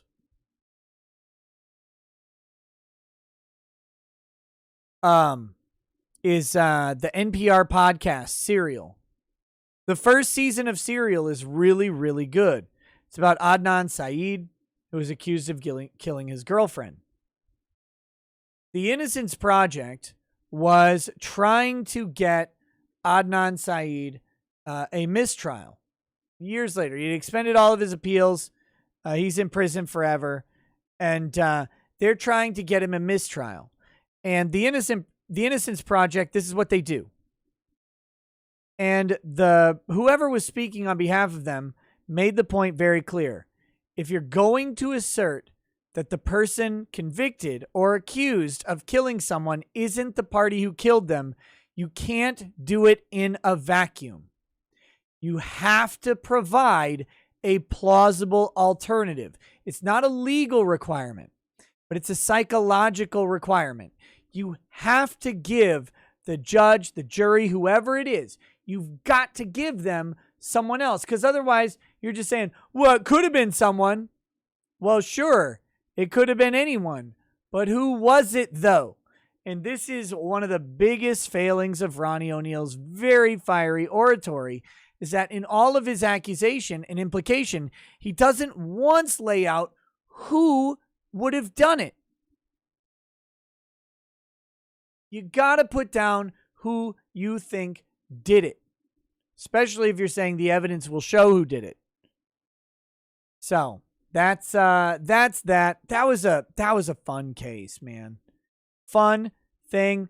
I'll have to see if the video becomes available. I would love to see. I want to see the opening arguments from the prosecution. I want to see. It'd be like sideshow viewing, right? You're like, God, I really just want to watch him cross-examine his son. Right? Like, that sounds horrible. That sounds horrible. But I want to watch that. I want to see what happens. I'm curious about his son's reaction to the dad. Is the son afraid of him? If he's not afraid of him, why isn't he afraid of him? If he is afraid of him, is it because he was coached? Is it because his dad was otherwise abusive? We don't know anything about this family. So I want to know, what was going on in that. That's what I really want to know. I want to see Ronnie question some detectives. They'll let him. He's the lawyer. He has a right to confront his accusers. Yes, that's the deal. If the state calls the son as a witness, he definitely gets to cross-examine the son. He definitely gets to.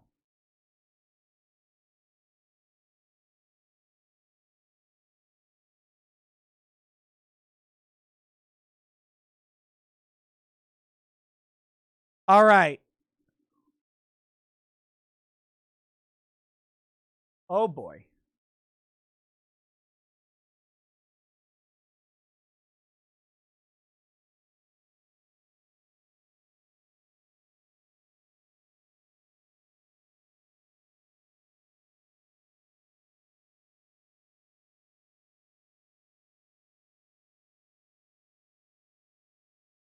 Oh boy.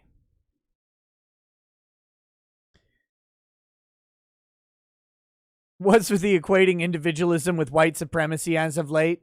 Apparently all non-whites are collectivists. That's the thing. Rickey Green with a very large super chat. Thank you so much, Ricky, who says, I can't figure out Streamlabs. Damn it. Don't worry about it, buddy. Says, so until I do, take my shekels for the best freaking content, hands down. That warms all of my cockles, Rickey Green. He says, Ronnie/Sneed 2024.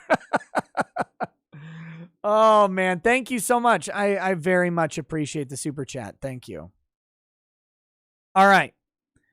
So we're going to move on. Jay Hess, I'll see if I can find the opening statement there. Maybe for tomorrow, or no, tomorrow we've got, that's right. Again, we've got more people here than were here at the start. Tomorrow we have Lucas Gerhard's attorney coming on to talk about free speech issues, to talk about Second Amendment issues, to talk about Michigan and the lockdowns and the unconstitutionality of these government orders. We're going to talk about freedom and liberty. It should be good. So come on, watch tomorrow. Fred Blogs, yes, he should have had a haircut. Yes, it makes a difference. He should have just cut his hair down to a nice tame buzzed amount. Corpheus 179 says, we don't know about this family, traditional folk looking to return to their roots. Okay. Yes, and we're at 982 likes. And again, that's 18 likes till me drinking even more. Now let's go on to the other topic I have in the title. I said I screwed up a joke and ruined my Twitter. Okay? So this is... You guys know Nate the lawyer. His hair used to be cut and he grew it this way since his arrest. That's a terrible plan.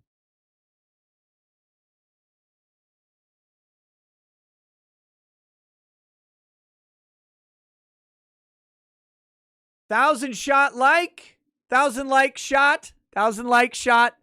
This is Buchanan's blended Scotch 12-year for $40 a bottle, man. This stuff's good. All right, here we go. So, you guys know Nate the lawyer, maybe. I've had him on the show before. I've been on shows with him on Eric Hunley's channel, primarily. I like Nate. I've seen a couple people in the chat who don't like Nate. That's fine. Whatever. I'm not here to make you like Nate. But let's do this. When I tweet, right, I make a tweet. I know about what level of interaction it's going to get. It's like, okay, it's going to get 100, 150 likes. It's going to be 250 to 300 likes. Maybe this one might jump up to 500 plus, whatever it is. You can kind of tell by the subject matter. Now, I did not expect this tweet to do very well because it's a very, very niche sort of tweet. This is a very niche sort of tweet. It doesn't really have anything to do with a broad topic that my broader Twitter audience is going to know about. And it was in response to this. Breck says, was Nate a cop and a prosecutor? Yes. Yes, he was. He's a lawyer now. So this is the genesis. This is the genesis of my tweet and where it goes. But this wasn't going to be a big tweet. This is, and it ended up in some ways being a huge tweet and in other ways being a tiny one. Okay? So here we go. Nate says, many of you have asked why Steve McRae attempted to have his girlfriend say I assaulted her. She has since backtracked and said she made a mistake. It was because I beat him in a debate where I got him to refute his own position 3 times. Here it is. Now, so Steve McRae.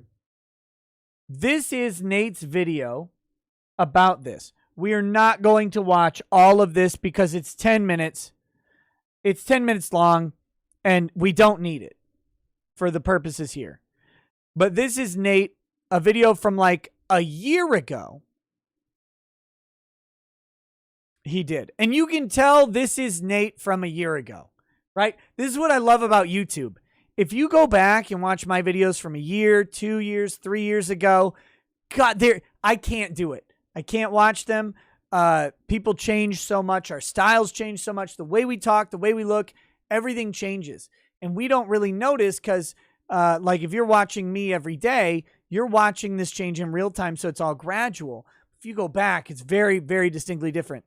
This video from Nate is terrible. Nate, I'm sorry. I love you, brother. But this video, not good. It's not well put together. In my opinion, I don't like his cadence. I don't like his approach. I think he drags out the bit way too long. But here we go. So we're going to get to the bit just for the context of my tweet. My challenge to debate him on the topic, the definition of atheism. Shocking, right? Shocking. So just so you know, you need a little bit backstory here. Apparently, Nate is an atheist, which I guess, or at least was an atheist and part of like an atheist group, which is fine. And apparently Steve McRae is an agnostic or something like that. I don't know much about this other than what I've been very briefly told, that that this was like an internet group thing. Okay?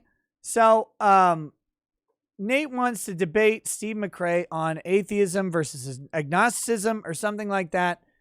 Don't really know. Seems like a weird debate to me, but that's okay. But we have debated the topic before. Matter of fact, I have 3 hours of debate between me and Steve on the definition of atheism. That's too many debates. Now, that debate went so bad for Steve. From that point on, he's blocked me. You want to see what happened? Yes. Check it out. Okay, so many of you who are interested in this topic, we're going to break down this 3.5, maybe even 4 hour debate into simple topics. So, yeah, and for the record, on the topic of atheism, agnosticism, theism, I don't care what you are. I don't, I will openly talk about my Christianity with anybody who wants to, but I'm not doing it to try and proselytize or advocate to anybody. My theory about evangelism is I will live the life I live. And if that has someone who wants to say, hey, I think this guy is interesting, I want to know what makes him tick, I'll tell him. That's it. I don't hate atheists. I don't dislike atheists or agnostics or anything like that. I actually understand a lot of their arguments, and they're not bad arguments. That's, belief is belief, and disbelief is disbelief. It doesn't bother me. I don't care. I make no points about any of it.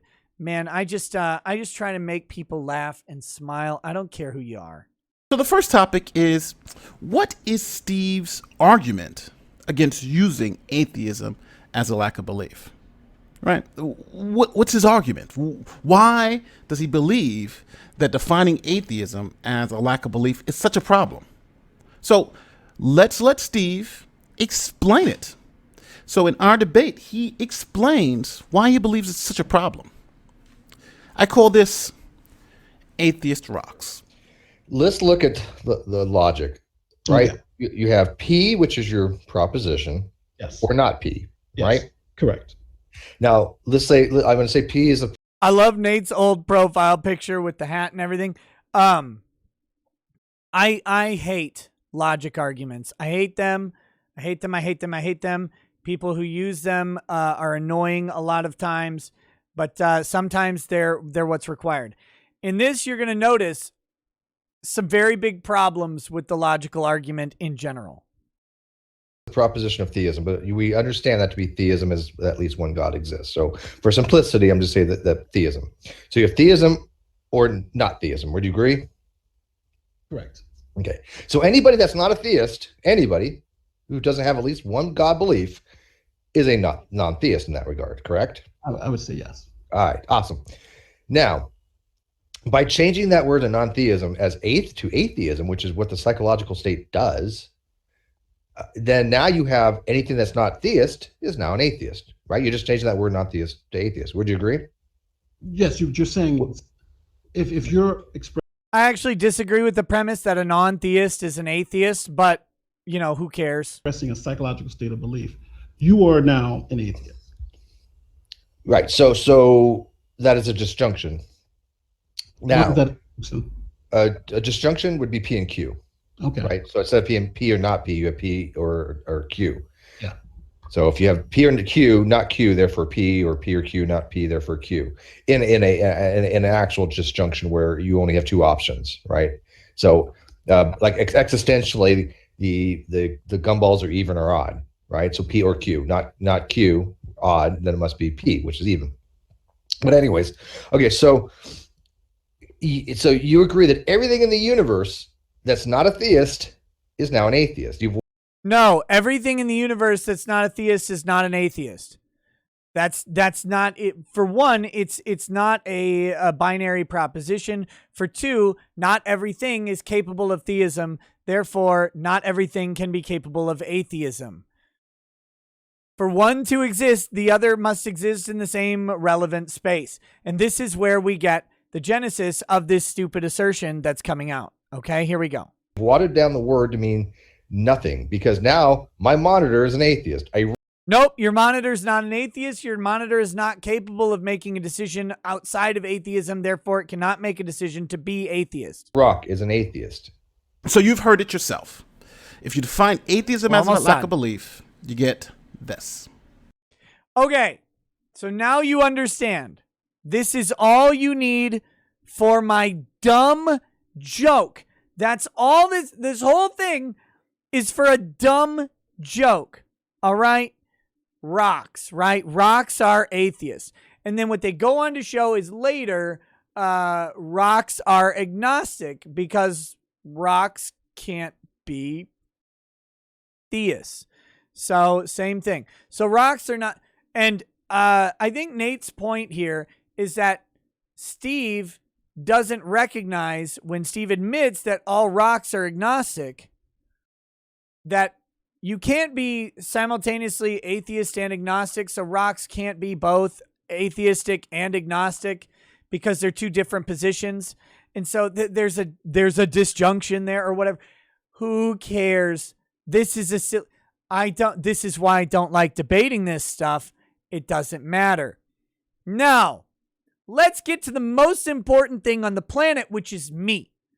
Right? Full on. Let's turn that narcissism up to 10. Here's my tweet. Hey, Steve McRae. What's up with you and Nate the lawyer? I think that guy rocks. Get it? There's a dad joke right there.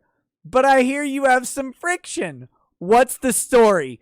This is a completely pointless shitpost. That's it. That's all it was. What I got out of this was a disaster. What I got what I fucking deserve, right? That's it. You get what you fucking deserve. This is what happens, okay? So, I want to use this for just a second. So, 14 comments, 6 retweets, 62 likes. This is nothing. This is just a throwaway tweet, right? Who cares? I was just like, got a witty little dad joke coming in. No problem, right? I get to shitpost this weird Steve McRae guy. I get to laugh along with my friend Nate and all this stuff.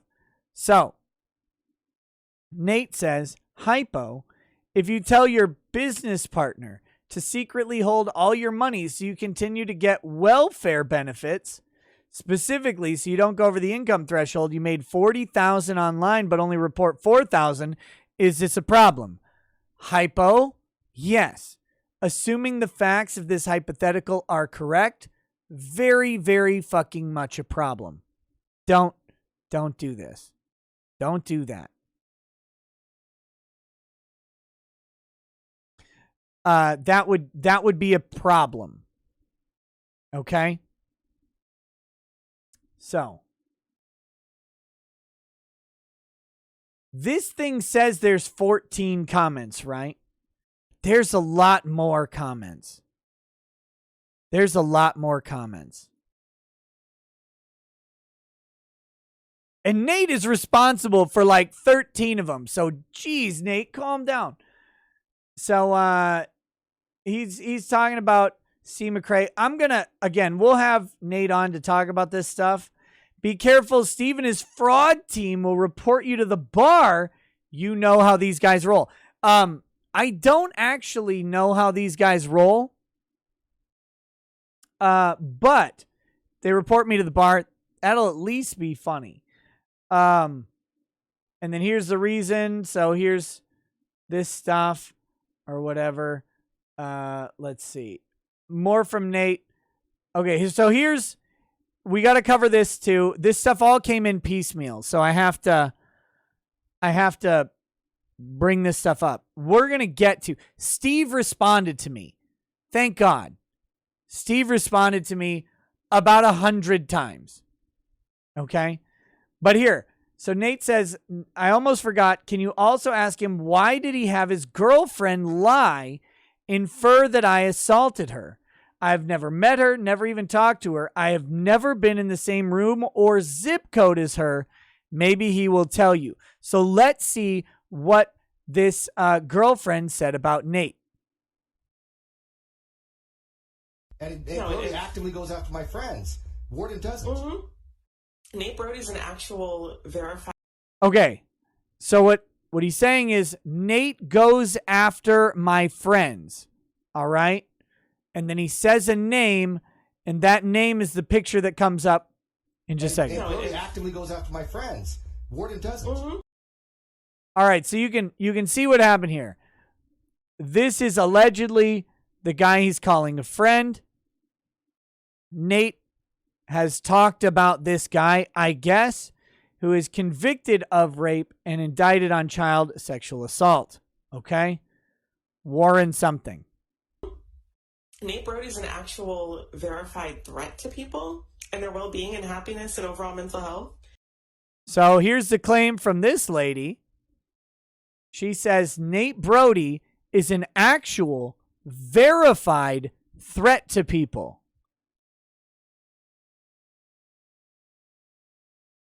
Now listen to what comes next.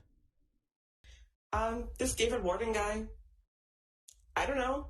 I'm Alice Spinoza, Chief of Pasadena Police Department. I know that David Earl Warden is a sexual predator. A man accused of child sex assault now back in Harris County and getting ready to face a judge. Earl Whodunit expected in court in about an hour after he was moved from McAllen, where he was arrested last week. This David Warden guy, I don't know. If I had to choose to be in a room with one of them, it's not going to be Brody. All right, so here's the context. The lady saying this is allegedly a victim of sexual assault. She is allegedly a victim of sexual assault. She says between Nate and the convicted rapist, if she has to choose to be in a room with one of them, it's not going to be Nate.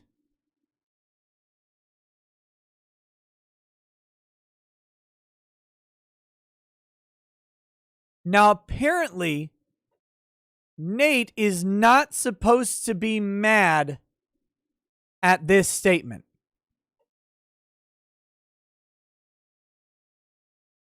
This is something where the victim of assault saying this. So you just said this is a victim of assault saying this.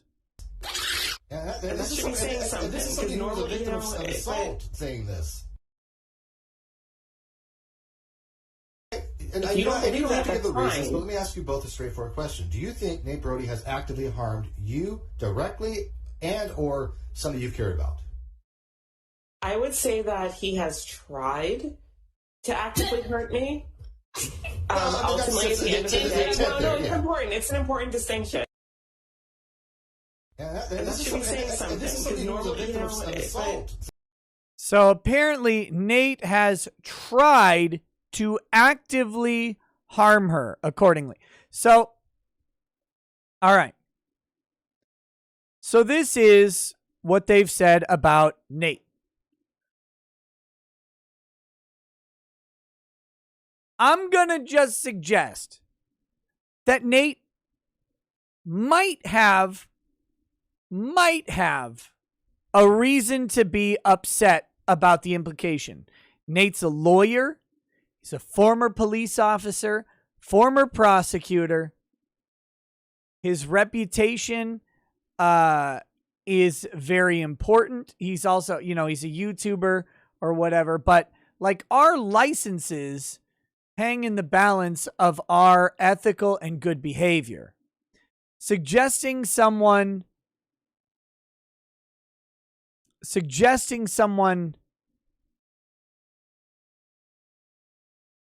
is dangerous to people, is harming people, is a bit much.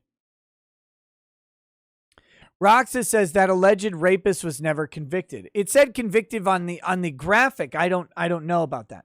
Okay, so anyway, here we go. We've got Steve McRae backstories coming up here. So Steve says he's been a troll to me and those I care about for years. He is an astronomically dishonest lawyer who outright lies for views, not just distorts truth. He has gotten almost every factual detail wrong about my legal matters and willfully. So now you start to see it. Now you can start to see where this comes from, right?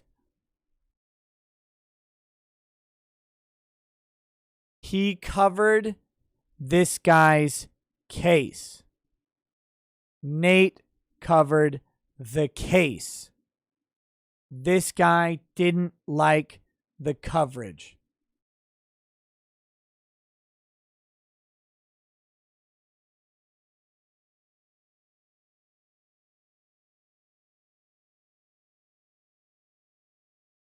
So this person said something and then deleted it. God, I hate when people delete their own tweets.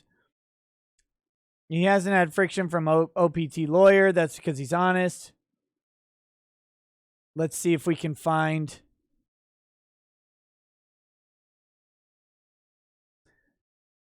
Steve responded a lot. Steve responded a lot to this. Okay. So he outright lied multiple times to support my ex-partner who was found liable for fraud and made a dishonestly edited video for him that my partner tried to submit as evidence to the court. Court found out he lied and he never moved in with Ben, and Ben was telling the truth. This is way outside of my knowledge. Kyle had admitted in depositions that he was in fact talking to Nate, and Kyle concocted a harebrained scheme to try to the court by submitting altered bank records, forged signatures. Kyle admitted in deposition that Nate Brody was involving himself in my court case, as I had suspected all along. Let's see. Here we go. Runs another YouTube channel that was there. Had been a filing with the court that was sent to me. A link was sent to me to view that, and I saw it online. When was that? I couldn't tell you, to be honest with you. Was it August of 2019?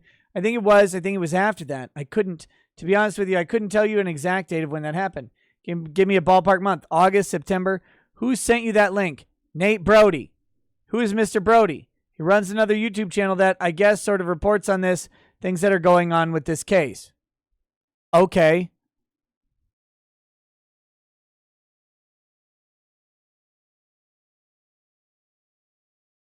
Okay. Nate, aka multiple personality, told me people just want him to fight me to the death for drama. He's tried to attack my credibility for years now and outright willing to lie to do so. Caught lying more times than I can even recall. Kyle included Nate's video as evidence, I willfully had Kyle served at an old address to try to get a default judgment. Who does that? Kyle never moved. That came out in court. Now, the thing about this is apparently Nate pointed out that Steve said that Kyle moved. But then Kyle didn't move, and then Steve said he knew. I don't know. It's some fucking weird thing. I only said I knew Kyle moved weeks later, since after service I had heard he moved when Kyle said something about it to people. It's just going by what Kyle said. This is only... This...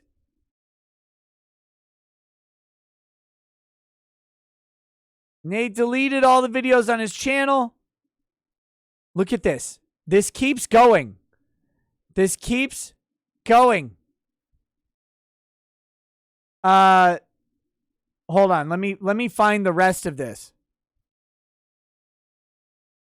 Because it gets...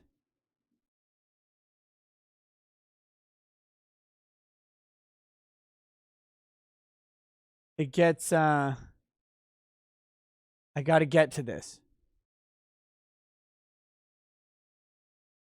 Now I'm getting tagged off the thread, by the way, by Steve. This is what Nate and his clown car posse does. Ricada Media, not Crensharpaw. He is cool, but Nate and Unirock, they take what was clearly what was meant to be a half-ass joke and make content out of it for views, for money. You're starting to see the bigger picture now. I can tell this man doesn't know me.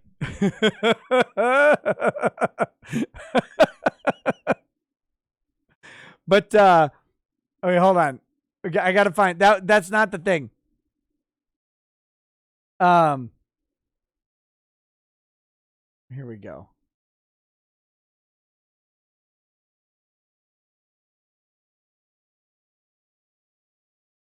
Let's see. Oh, here we go. I found it. I found the thread. Sorry, these threads get really crazy.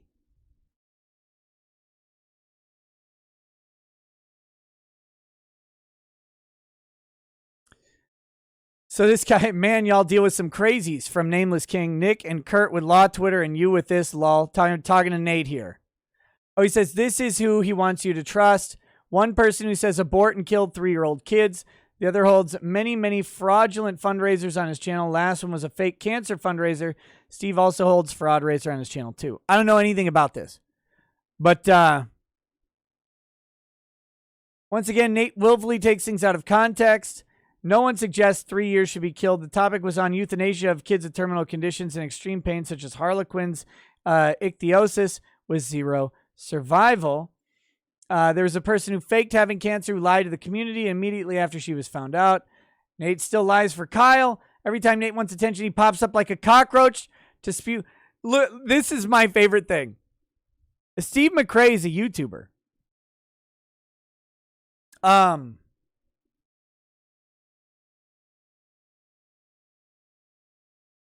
Whoops.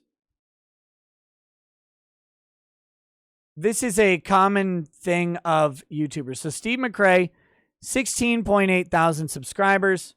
He gets, which is good. Good job on the channel. 466 views, 700 views, 1,500 views. This is, he's growing his channel. He's working on it. He's doing a good job. Nate Brody has 86,000 views. Or 86,000 subscribers. But this is how this always goes. Every time Nate wants attention, he pops up like a cockroach to spew already debunked bullshit, hoping new people don't ask him for evidence he simply does not have. This is how it always goes. Well, the person with 8 times my subscriber count, well, 6 times, sorry, lawyer math. 6 times my subscriber count. What they're really doing is they're trying to get attention off of me right now. Not really. Nate admits all they want is conflict for views, as I said for years. He's a dishonest smear merchant like Unirock. His whole goal is to attack people's characters. So Nate says, I hope you all the best. Peace. This war is stupid and getting worse. It seems like Steve was right about us. We need conflict. This is a man accusing Nate of being disingenuous. Clearly, he's being disingenuous with this comment. I've been calling Nate out on his use of clickbait to people since at least 2019. Nate has taken me a threat and has for years tried to get people to attack me personally rather than my arguments. Okay, so I bring up, what about this notion that your girlfriend accused him of assault or something? I wanted to know. Not my girlfriend, someone I deeply care about who I take trips with. Okay, Mr. Agnostic. Can you hear it? Can you hear it coming from the agnostic guy? Like, look, it's not my girlfriend. It's just a woman that I deeply care about that I take trips with. Okay, you non-committal motherfucker. I got it. Okay. Sorry for using the girlfriend word.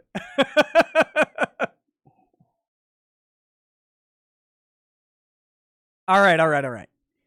Look, and again, it's just funny. I'm not making fun of his, he can do whatever he wants with his relationship. It's just pretty funny that an agnostic, right? Like, that's the joke about agnostics is like, well, I can't even know if one's real or the other. All right, fine. You're a Tim Pool fence sitter. Got it. Fine.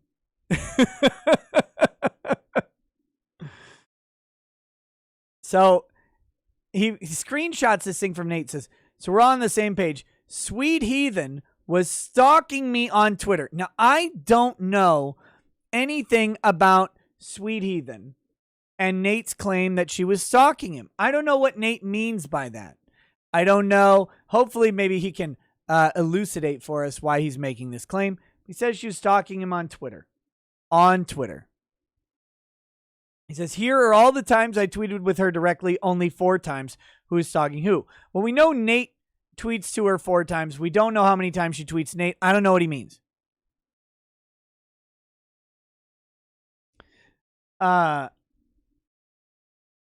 So then he says, now here's the problem. Steve keeps replying twice to his own fucking comments,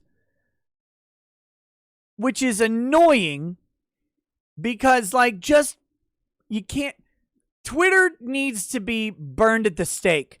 Like Joan of Arc, that heathen witch whore needs to be burned at the stake because you can't follow a thread. You can't follow a fucking thread. So, yeah. I wanted to get to one last thing here. They said he falsely accused her of stalking him and continues to try to victimize her as a victim of sexual assault because he was butthurt. She said she would not ever want to be alone with him in a room with him due to PTSD. That's not what she said in the video. She didn't say anything about PTSD. But okay, he says, his words, you make me cringe and want to vomit. Please accept no for your answer. She could never stand him, and he was so offended she was literally scared of even being in the same room with him as she knows how dishonest he is and fears what he would be capable of doing. Okay, yeah, I get it. I actually get Nate's problem with the statement of, I'd rather be in the room with an accused rapist than you. Right? The implication is pretty fucking strong here. Nate knows he can't get to me as nothing he says about anyone gives a shit about blah, blah, blah, blah, blah. She wants nothing to do with him. Okay. So, what is the basis of the idea that Nate did or would try to harm her? This is what I want to get to.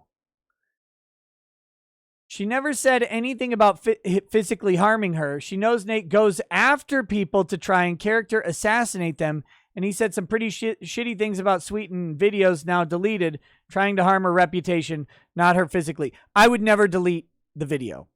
Never would delete it.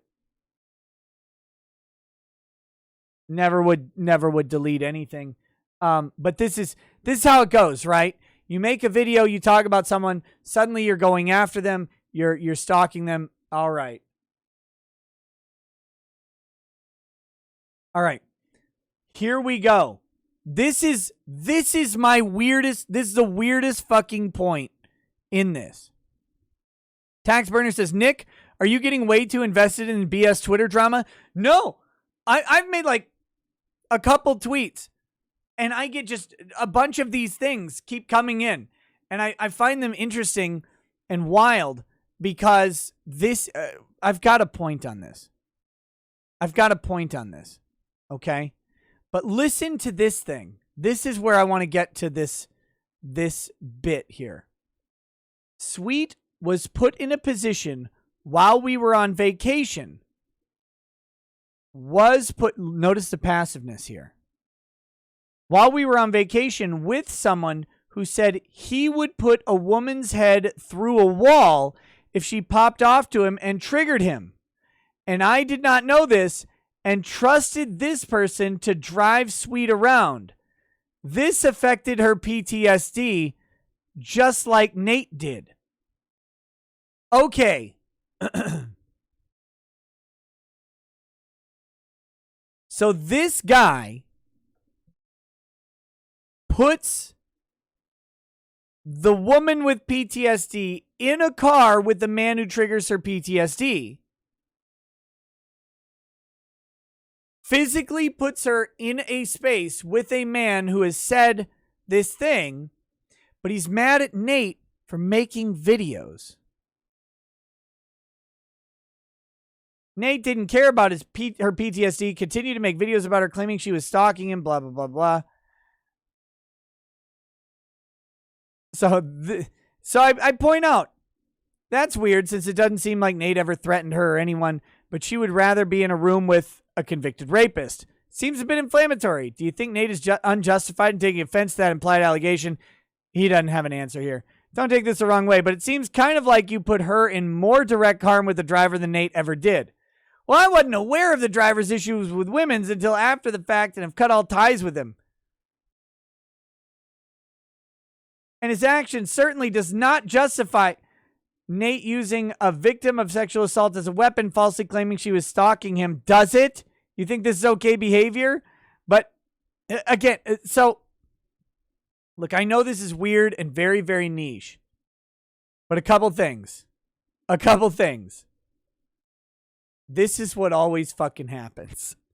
You cover someone's lawsuit or someone's thing, and then suddenly you're stalking them, you're harassing them, you're harming them. They'd rather be in a room with a rapist than you. All I wanted to do was make a dad joke about a rock.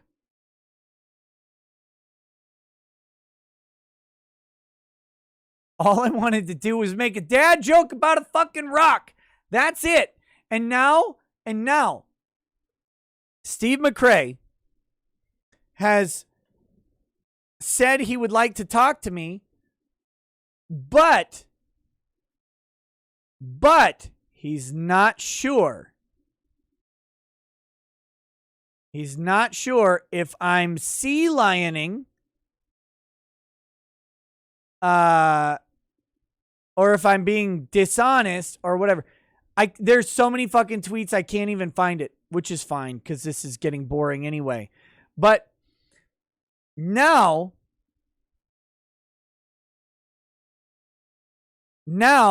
he has followed me. He has said he will talk to me on like a call about it. He has sent me a direct message about it as well. Like, and, he's like just telling me about himself and all this stuff. And I'm like, oh, Jesus Christ. Like, do you not see? I was clearly making a joke. That's all I was doing. It's about the rocks. The video's about rocks. Rocks can't be atheist or agnostic or theistic or gnostic. They can't be anything. It's about rocks. It's just about rocks. Just leave me alone. It's about rocks.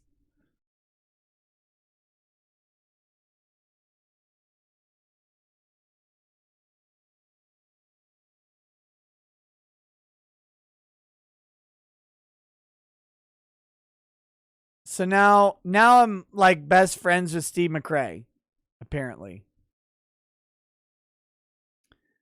I don't know. Like he must have no idea who I am. He must not know, because like if he knew who I was, he would understand that was obviously these are jokes. Like that's all. These are just jokes. I was making a joke and I was like, this will be fun for a one-off. This will be a fun joke for me. No. Now I've got tons of all-day notifications. You should have him on? I don't know. I don't know if I should. It seems weird. He's probably, if he does any research, he won't want to come on. If he does even a modicum of research, he won't want to come on. All right, let's have a palate cleanse for that. I've got 2 palate cleansers and then we'll wrap up the show.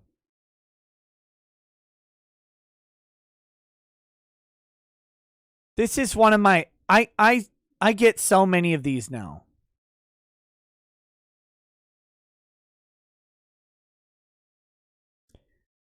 This is Dear Prudence from Slate Magazine. Slate Magazine has several advice columns, I have now learned.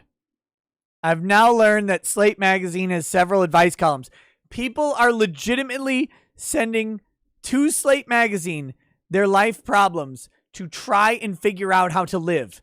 This is the end of the species, y'all. Like Doogie Howser said in Starship Troopers. This is for the species, y'all. It's sheer numbers. They have more. They have more. Slate has more than us. I think I found an explicit photo of my friend online. Should I tell her? Dear Prudence, I recently came across an explicit photo online. How'd you come across it? Just an accident? Just an accident? That appears to be a friend of mine. I can't say for 100% certain as she is facing away from the camera, but I recognize that ass. But the resemblance seems more than a coincidence. She's facing away from the camera. All you can see is her ass. He's staring at her ass all day. Get it, son. Get in that ass. What are you doing?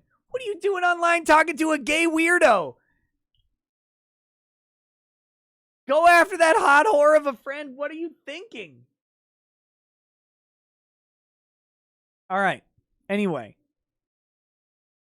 The date of the photo corresponds to when she left, but not yet divorced, an abusive husband. Of course it does. Of course it does, right? Should I contact her about it? Absolutely you should. It seems that it should be an in-person conversation, but every in-person meeting she is with her new boyfriend. I don't want to embarrass her. Get it. Get in there. Break that shit up. You got to. Though I just want to make sure it is removed if it is her and if it is posted without her permission. A worried friend. Dear worried.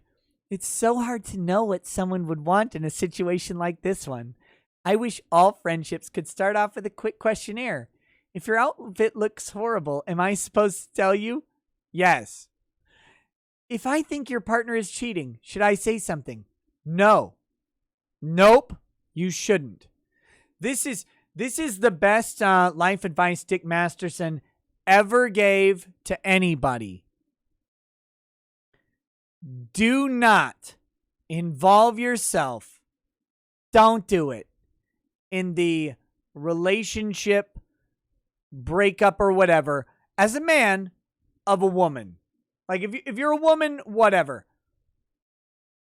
As a man, do not do it. Don't do it. It's not your fucking problem.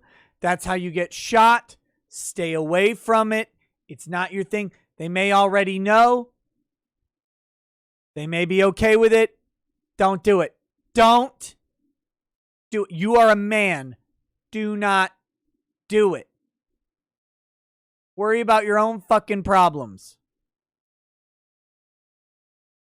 That's how you get murdered. What happened when Ronnie Oneal's wife started talking about Ronnie's cheating and having a baby with some other hoe? What happened? 2 people are dead because of that shit. Don't do it.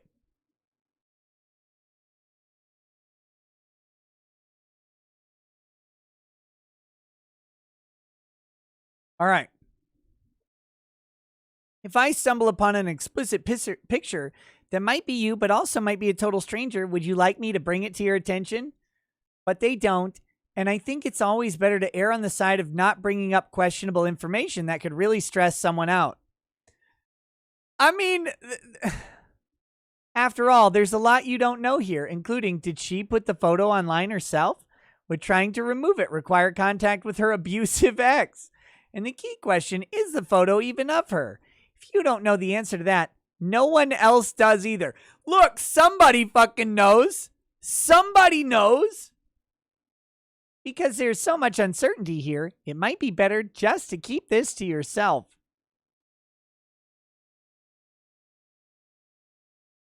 Look, bring it up. Bring this up. Of course. Because what you got, we don't know the gender of the asker, right? We don't know the gender of the asker.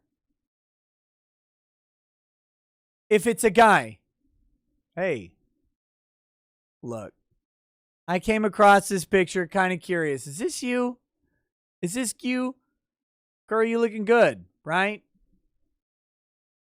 You know, no judgments or whatever. That's the open door. No, it's not me, but I'm really flattered that you... Now, unless it's an ugly chick. Unless it's an ugly chick. But, look, this is a door opener. All the way. Look, I thought it might be you. I didn't think you were into that sort of stuff, but, hey, you know, you do you. That's a way in. That's a way in. Obviously not girlfriend or wife material. Obviously not. Look, if she's posting shit online, that's a 1 and done. Maybe a 2 and done. That is not a long-term deal. You definitely don't do that. But just ask. This is a gift. This is God giving you a gift and saying, go ask. Because if it's not her, she'll be flattered that you thought she looked good, right? That you thought she could do this. So go ask. If you're a single guy, if you're a married guy, what are you fucking doing talking to women anyway? But if you're a single guy trying to smash, go ask the question. If it is her, she'll be like, oh, you recognize me from the back? Be like, look, I've been looking for a while. It's looking good. Just saying, doing the right things or whatever. If it's not her, she's flattered that you think some hot naked chick online looks like her. It opens a conversation. This is good stuff. This is good stuff. If it's your girlfriend, break up with her immediately. Break up with her immediately. It's creepy. It's not actually, this isn't creepy. Like, look, I stumbled across a picture. Think it's you. Is this you? It's not you? Oh, well, you look good. I just thought so. That's it. That's it. David Friesner says, glad I could catch you live, Nick. Please fix the podcast feed so I can listen at work. The podcast feed, I'm not 100% sure what to do with it.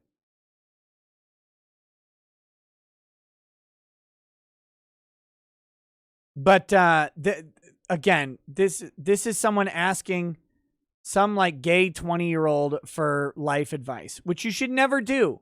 Never ask any 20-year-old for life advice at all. All right, let's check one more of these out. I haven't read these.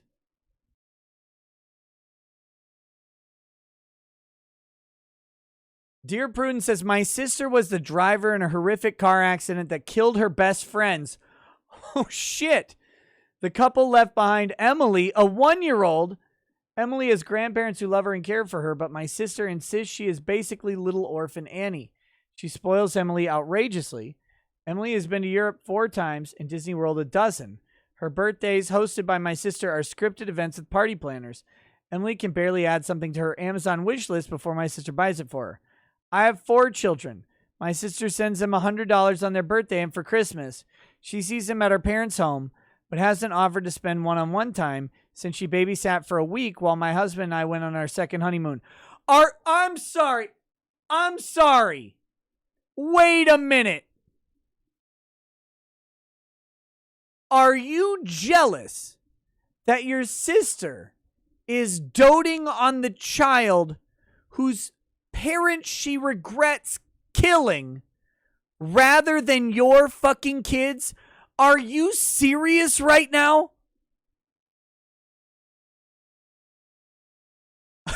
I mean, oh my God. Look, I wish she would spend more money on my kids. Get out. Get out.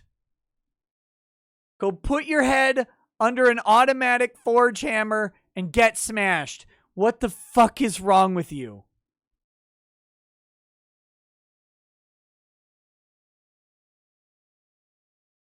She sees him at her parents' home but hasn't offered to spend... Oh, yeah. My daughter has asked me why her aunt doesn't like her as much as Emily. I've tried talking with my... You tell your daughter your aunt loves you very, very much. But she has a special connection with Emily, and that's okay. Because she's your aunt. I'm your mom. Your dad and I love you more than anything else in the world. Your aunts and uncles are like special friends, and it's great. But they also have families and lives of their own. And we don't need to compare the like or love that they show to someone else. But where is the kid getting this? Where's the kid getting this? The kid is getting it from the mom. The mom is doing this. The mom is... The kid, I guarantee you, the kid overhears the mom constantly talking about her sister buying stuff for Emily. Oh, she's taking Emily on another vacation. Oh, she's taking Emily. She's doing this for Emily. Oh, she's buying Emily more stuff. Shouldn't do it. You got to stop. Emily, the mom, your aunt doesn't owe your kid shit. $100? This woman's sister spends $100 on her children, 4 of them, for birthday and Christmas. That's $800 a year on a niece or a nephew. Holy shit. That's a lot of money. That's a lot of money for a niece or a nephew.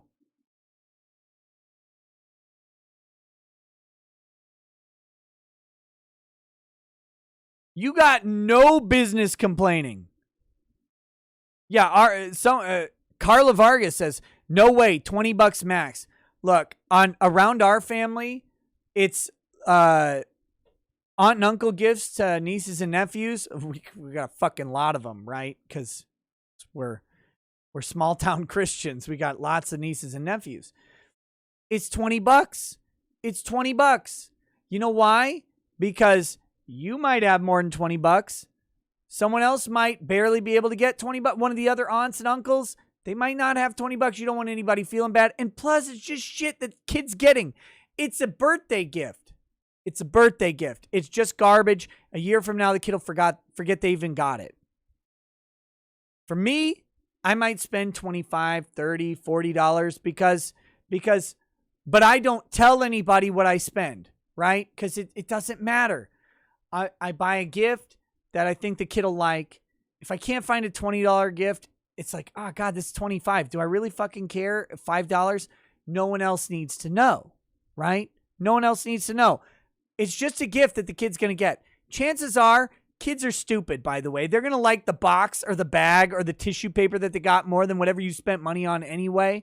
So, I try and get a gift that a kid's going to like. I don't worry about the cost, and I don't talk about it because it's not important. But it is important for someone when $20 is a big deal.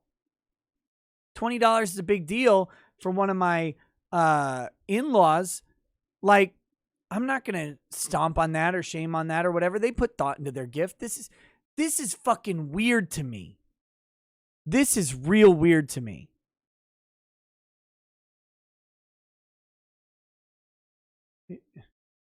Ugh. I've tried talking with my sister and she dismisses me, saying Emily needs her. I finally snapped and told her she needs Emily because she feels she killed her parents. Yes! Oh, you're a fucking therapist right now. You're a psychologist. You figured it out. She regrets literally killing the girl's parents. What is wrong with you?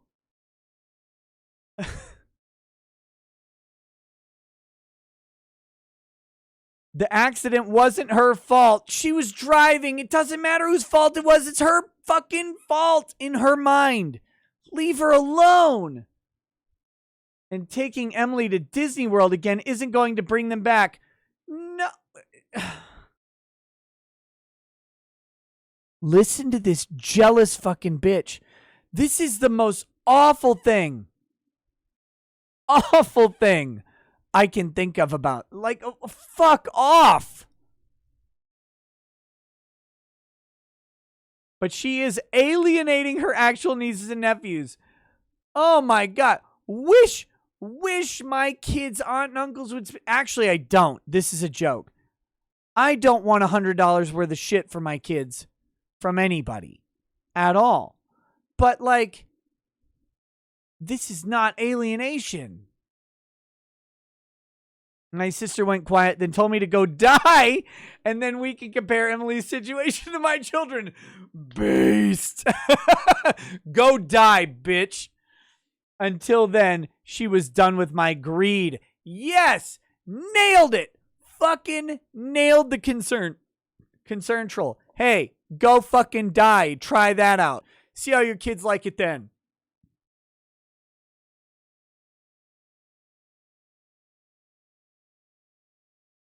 Awful, awful woman. Let's see. Let's see what the advice from Dear Prudy is. This is... Please get it right. It's also heartbreaking. I'm sad for your sister, for Emily, for your daughter, and for you. Why would you be sad for her daughter and her? If your sister wrote in asking whether she should continue spending every extra dollar on vacation on Emily, I would tell her no. Fuck off. Fuck off. She's not spending it on Emily. She's spending it on herself. This person is clearly wrapped up in regret, and she's doing her level best to make it up for something that she regrets. You're not going to fix that. You're not going to just, well, you just stop spending money on Emily. Fuck you. It does sound like she's going maybe a lot over the top. She's doing much more than a typical aunt or godparent would. Her parents, she killed the kids' parents. She's not an aunt or a godparent anymore. And focusing heavily on material things. No, trips to Disney are not material things. Those are experiences. And that little kid is going to remember those experiences. I would pay any amount of money to have anybody who wants to buy my kids something. Instead, get them an experience. Take them to a play. Have a party. Do something like that. Something they'll remember. One, I don't want more shit in my house. I would rather have my kids have experiences. In fact, with my parents, what we've moved to doing is less material gifts and more yearly experiences. So instead of like gifts, maybe we go somewhere together and do something. And my kids get to spend time with their grandparents. That's what I like. That's what this woman is doing with these trips. Oh my God. That are not going to make up for the loss of Emily's parents. She really wants to help fill the void left by her friend's tragic death. She should be offering closeness and emotional support. I don't know. Like 12 trips to Disney is. Not excessive material things. But she didn't ask for my opinion, you did. And although you're correct that her approach to handling this couple's tragic death is not totally healthy, it's fair to mourn the loss of the attention that you thought would go to your own child. No, it's not.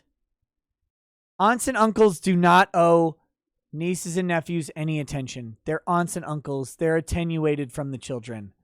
What the fuck are you doing? You don't get to decide how your sister lives her life. Consider that maybe this is what she needs to do to cope right now. Breathe in the copium. Maybe the alternative to this version of your sister is someone who is consumed by guilt, depressed, and withdrawn. She eats a bullet. That's what happens. Sounds like she can afford everything she's choosing to do. I'm sure Emily doesn't hate being at Disney World every other week, and the grandparents who didn't budget money or energy to raise a kid at this point in life are probably grateful. Sorry your sister spoke harshly to you. Stop being sorry. Stop it. But when you bring up the most painful thing in a person's life and attack them for the way they're coping, a way that it's important to note is not harming anyone, you kind of get what you get in response. If you do want your sister to be in her actual niece's life more, focus on that. Stop it. No, don't focus on that. Without any comparisons to how she treats Emily, invite her over, plan family trips, etc. Destroy whatever physical or mental document you're using to keep tabs on which kid she has received the highest dollar value in gifts. Do this anyway. This is cancer on your own fucking life. Create opportunities for them to bond, and if it doesn't happen, find some replacement auntie figures. Don't.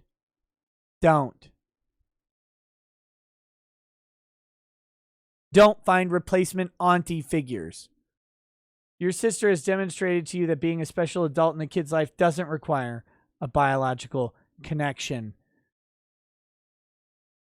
It never did, but it's not about the connection with the kid. It's not about that at all. It's literally about this person's regret and them dealing with it in their own way.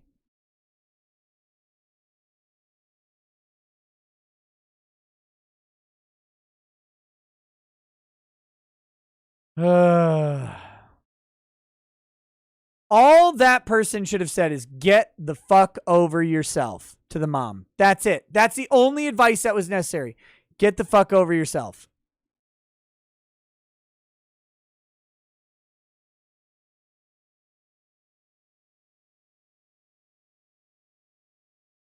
Your sister doesn't have a fucking problem. You do. You do. All right. I had one more thing, right?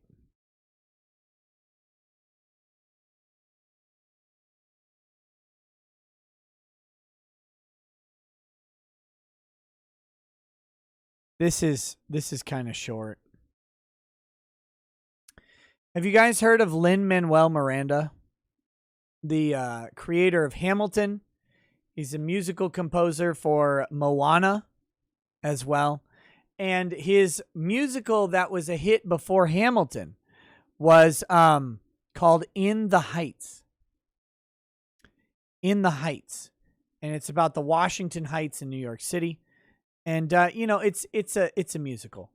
Lin-Manuel Miranda, as you can imagine, from his name being Lin-Manuel Miranda, is of Latina or a Latinx origin.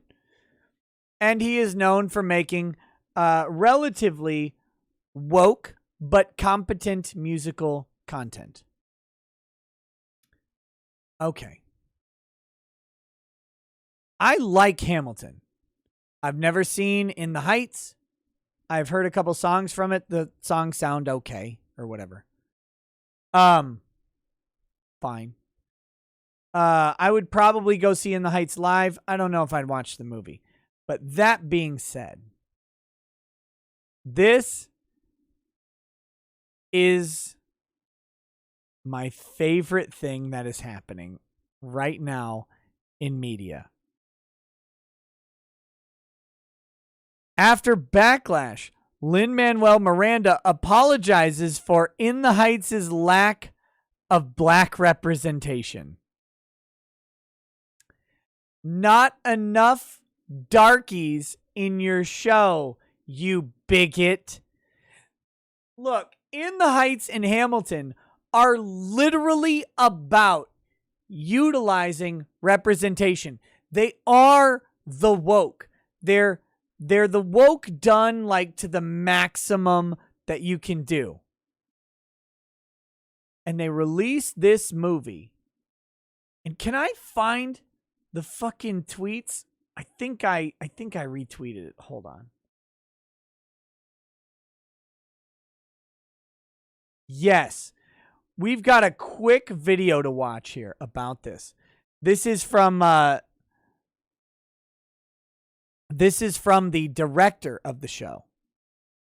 Here we go.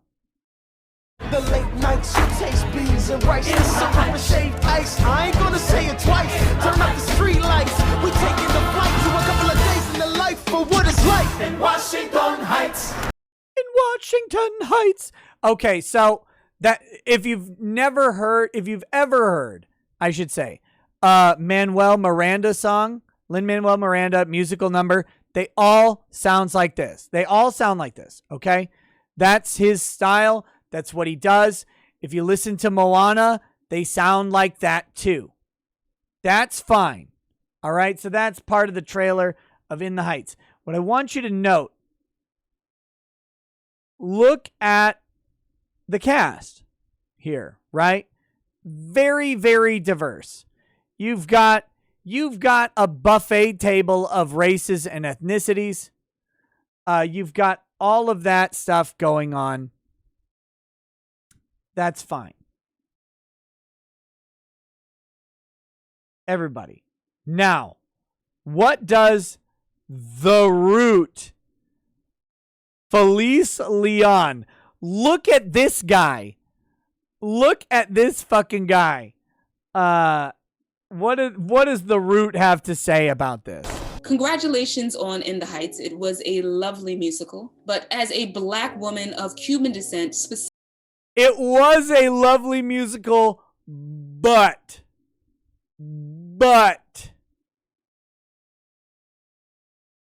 is it a guy? I don't know. Look at it. You decide if that's a guy or a woman. I have no idea.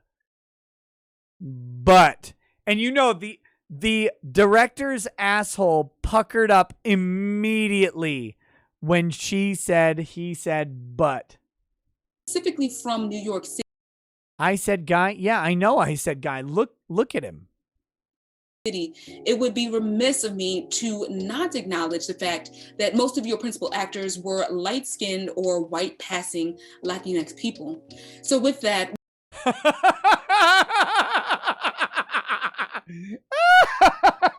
You got fucking owned. Look, it would be remiss of me to not point out that most of your actors are light-skinned or white-passing Latinx people. What are your thoughts on the lack of Black Latinx people represented in your film? Yeah, I mean, I think that was something we talked about and I needed to be educated about, of course. In the end, you know, when we were looking at... Stop it.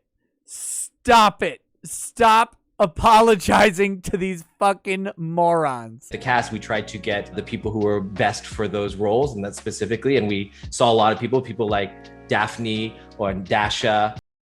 None of these people are quote unquote white passing, by the way. They look Latino. They should. It's fine. It's fine. But I hear you on, trying to fill those cast members. Look at Drexel over here. Members with darker skin. I think that's a really good conversation to have. Something that we should all be talking about. I didn't realize until making this movie.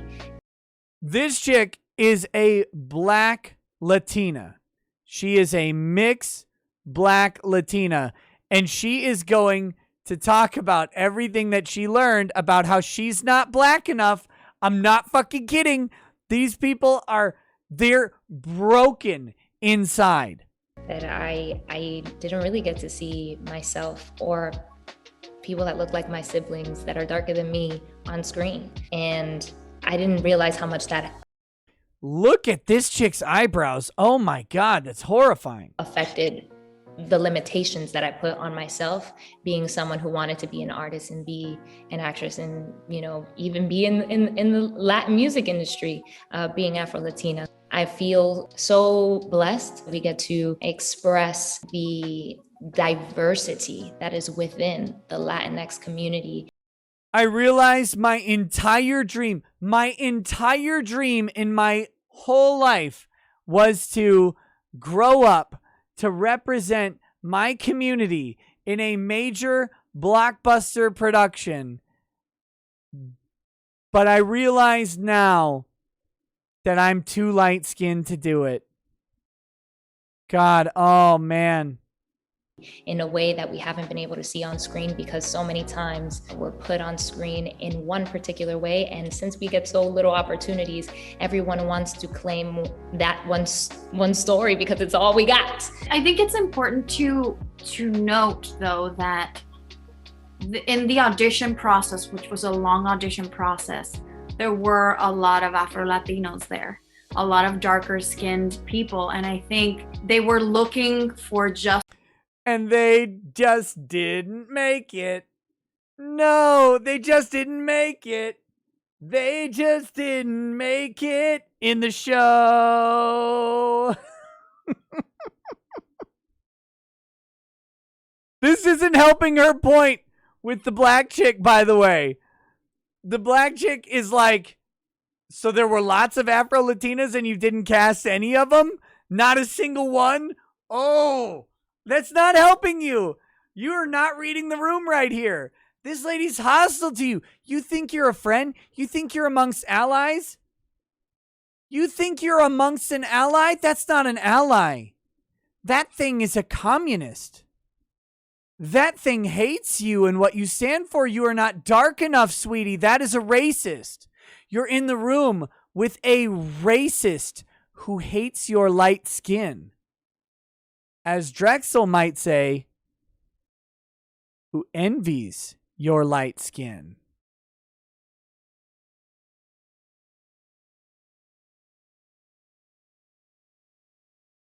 You're not amongst friends here. Here they are. We're doing the woke show. The Root will love us. The Root doesn't love you. Just the right people for the roles, for the person that embodied. Look, we had a bunch of people. We just cast the right people. Oh, what you meant was we cast the white people. Welcome to the party, sweetie. It's nice in here.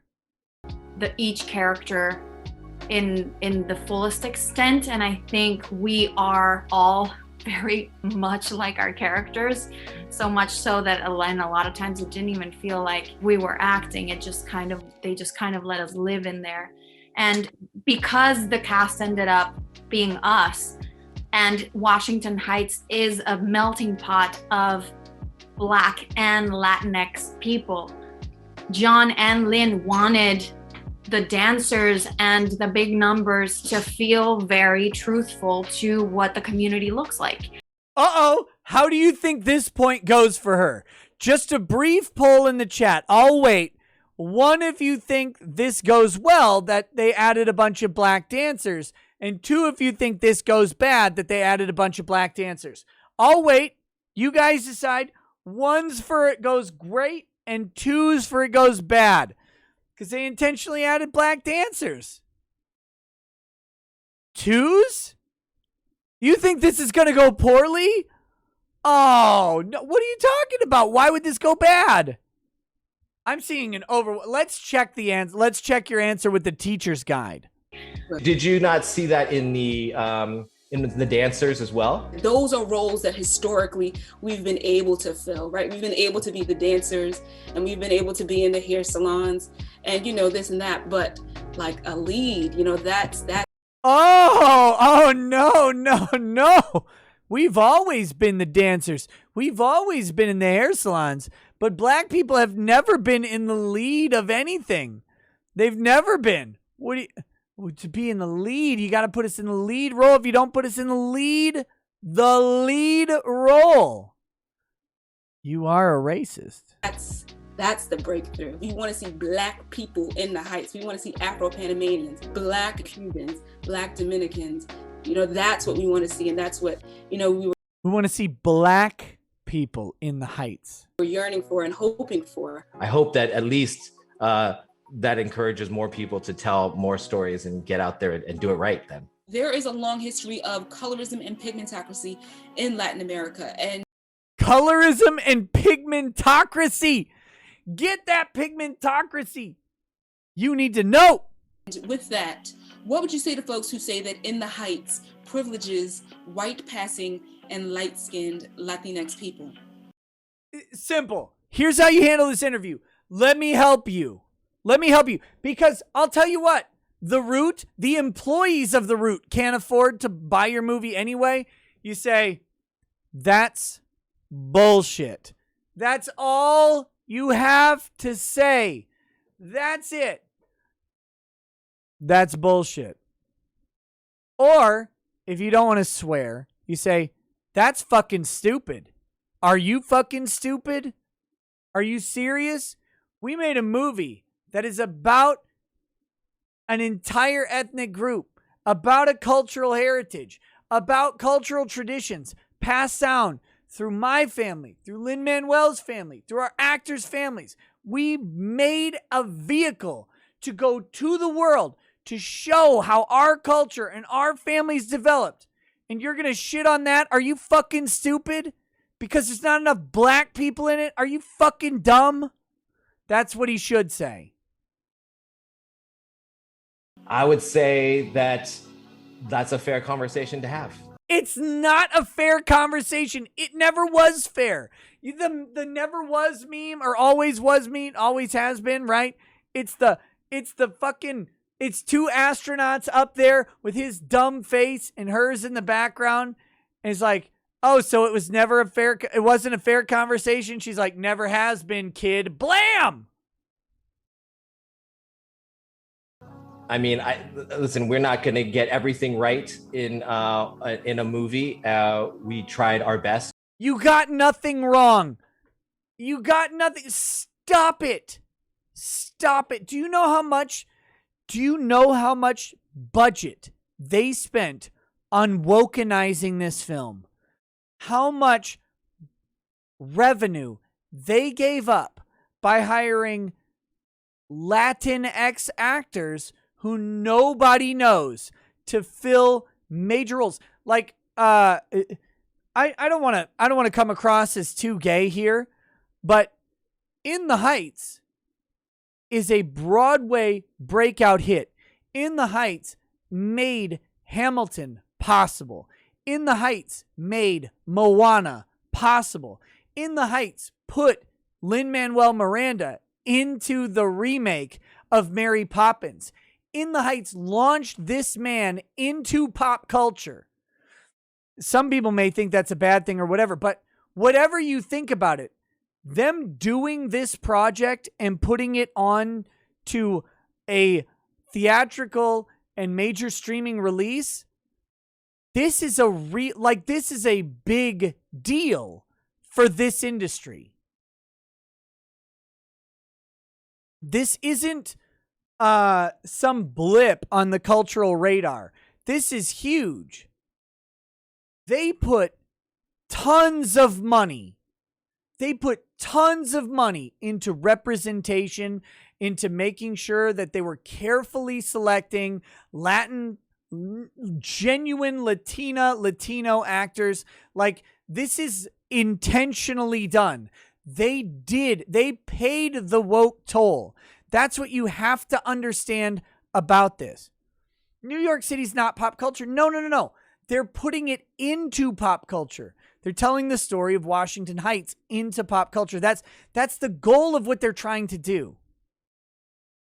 They're trying to do. I want to stress here that this is the product of woke. Okay?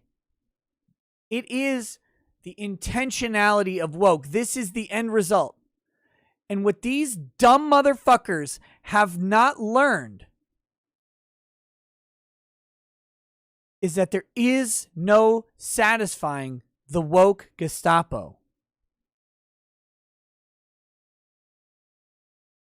There is no satisfying this.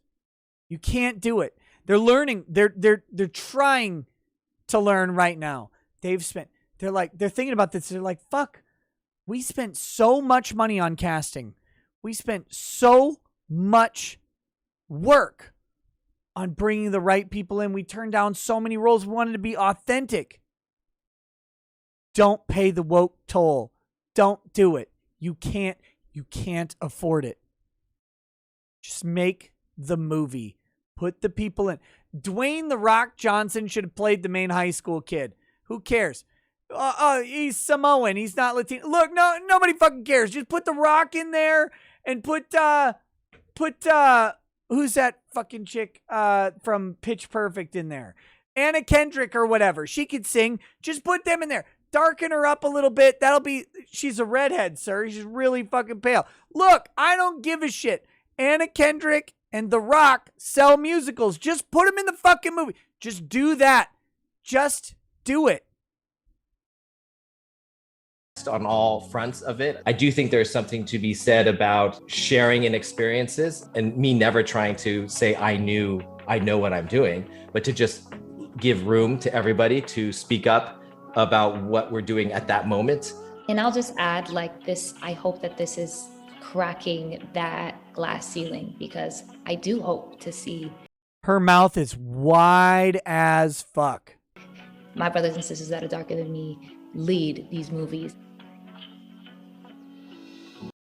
No, you don't. Notice how she lies at the fucking in there? Listen to this one more time. One more time on this chick. Cracking that glass ceiling, because I do hope to see my brothers and sisters that are darker than me lead these movies. No, you don't. You want to see you lead these movies? Of course you do. That's why you're the lead in the fucking movie. You want to be the lead. You should be the lead. You earned being the lead. Stop apologizing for being better than everybody else at auditions at this role. Why are people so self-hateful? Jesus. You won. You beat everybody. You were what the directors were looking for, and they placed you intentionally.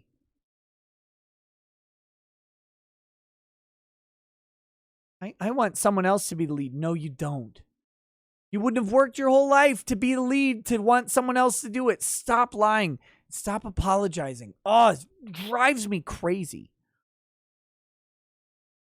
All right. Let's do the chats here. We'll wrap up the show. We'll probably end up doing a movie tonight. I know video gamers are going to be pissed off. Listen, video games are coming. We're on the normal schedule. Movies Mondays, Wednesdays. Video games Tuesdays, Thursdays.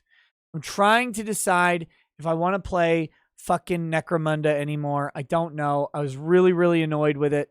So we'll see. But there's so many good movies right now. I just really kind of want to watch a movie.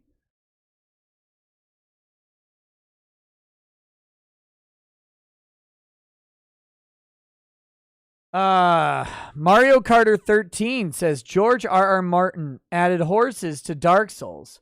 Starfield is Fallout 76 in space.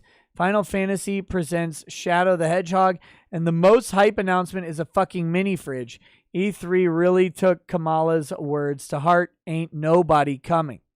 Bad Dragonite says these commie public school teachers aren't really helping with the stereotype of them being commies when they literally compare capitalism and being an individual to something as bad as racism. Bad Dragonite also says there's a comic book show on Netflix called Jupiter's Legacy. I liked it a lot. Their version of Superman is super in favor of capitalism and individual liberty.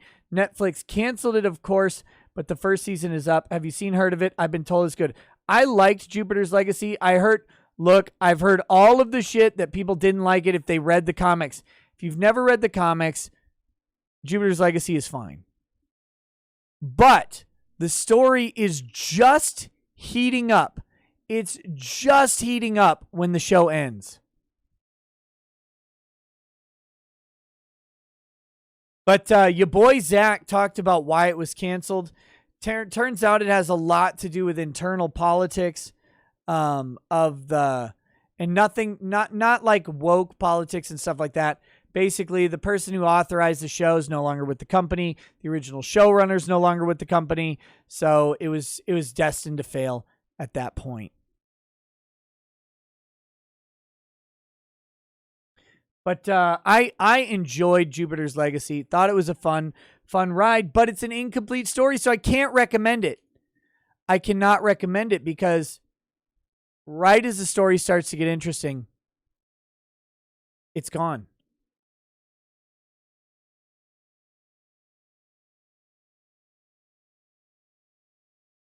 All right. Malik Foxon says, peak humanity. He is now a lawyer. Me. Wait, what? Hold on. If you reach peak humanity when you become a lawyer, how much higher are you when you're something that's actually respectable? Way higher. It was a joke. It was a joke. Spoonman says, since defendants can plead insanity, can juries come back with an insanity verdict?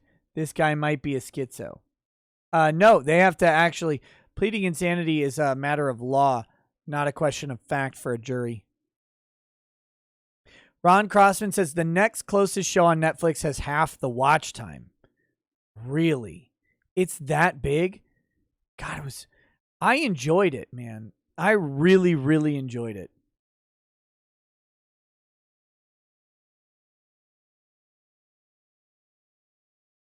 Uy says the prosecutor should just stand up and say, number one, Your Honor, just look at him.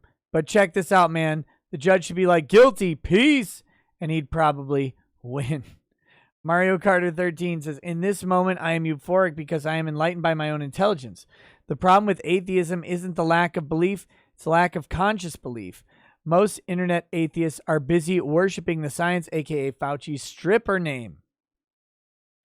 Mario Carter says, I understand where your sister is coming from, but saying the wrong parents were in the car that day was a bit much. Poor Man says, hey, can you watch Jim Sterling trying to cancel Five Nights at Freddy's developer Scott Cawthon? I want to hear your take. Here's $10 if you do it. How long is it? Let me see how long it is. It's 15 fucking minutes. No. I'm not going to watch 15 minutes of that. Not at this time of night.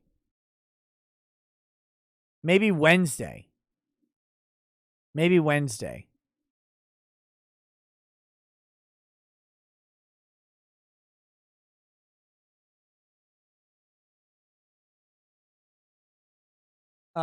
Tomorrow we've got an interview, but maybe Wednesday.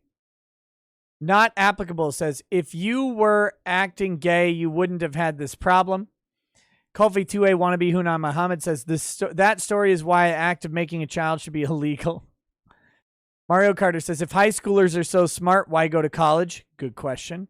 Character Holding says, it's a good thing I have crippling alcohol addiction. Otherwise, I'd blame Nick for keeping me up at night. Theophrastus says, how it was done in Venezuela. The communist regime armed civilian mobs, calling them collectivos. Antifa/BLM will replace the cops. Tom Bullis, I've seen you say that Netanyahu is out like 50 times. Can you drink for unknown but probably bad future? I finished the bottle that I had, so not really. If I can get any drips out, I will.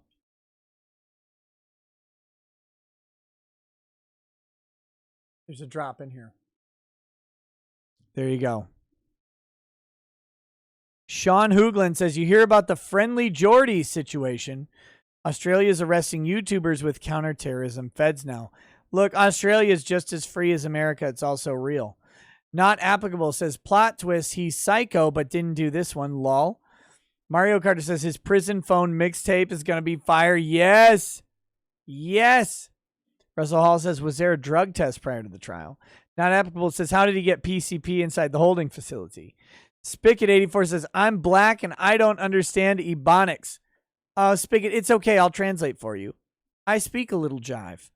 Architect of Fate says, pure pleasure in St. Cloud should have the restraints you're looking for. Nearest place I could find other than Fargo and Minneapolis. Pure Pleasure probably does. It's a pretty big store. Eldon Bainling says, cute judge might get held in contempt by her later. Might even slide into her DMs. 200 Watt Studio says, Nick, this guy already massaged their brains when he killed them with a hatchet.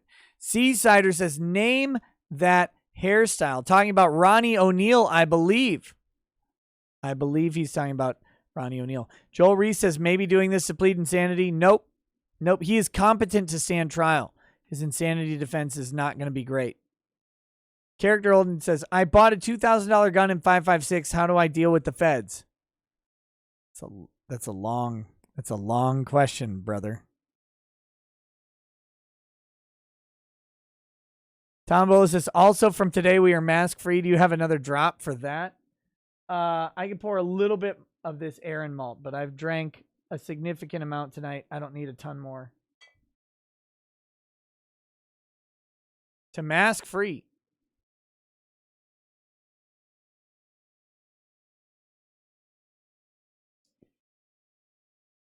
Russell Hall says, love to see that haircut after he gets the chair. If he gets the chair, it'll be shaved off. SY1990 says, Tyler Perry presents Atticus Finch. Macca Jr. says, critical drinker said he wanted to watch Train to Busan. I suggested he'd watch it and review it with you. And he said, yeah, sounds good. Awesome. I would love to. Critical drinker's cool as shit. Uncivil Law says, spoiler, the evidence will not show anything even beginning to resemble any of this. Also, Train to Busan's a good movie. Yeah, Uncivil Law. I think that's probably the likely outcome of Ronnie Oneal, but he was winning me at the end. Chicken Nooble says, he looks like the knockoff DBZ Vegeta that your mom brought home once as a kid saying, son, this is just as good as Vegeta that your friend has. Oh, no. 200 Watt Studios says, if you convict me, I'll kill you. Chuck Ross says, Mona Lisa and her brother Greg. I wonder which kid was the parent's favorite. 200 Watt Studios says, this guy is what you get when you order an opening statement from wish.com. Not Applicable says, her name was Krista Quanica Shabrorian Click. S. Cybertaz says, didn't the comic strip Bloom County have a bit where they remade To Kill a Mockingbird called Mo Better Mockingbird? Did they cast Eddie Murphy in this? I hope so.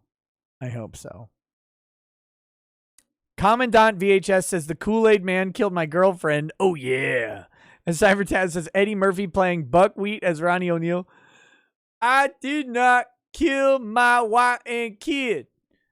Reek says, from being incompetent to an actual lawyer, some might say, well, what's the difference?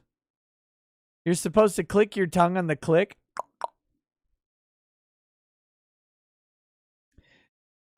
Gaming with Gabe says he gave the narrative away with that last one. Also, here's my super chat. Cherry, been watching since the Vic stuff. Also, just graduated high school. Yeah, brother.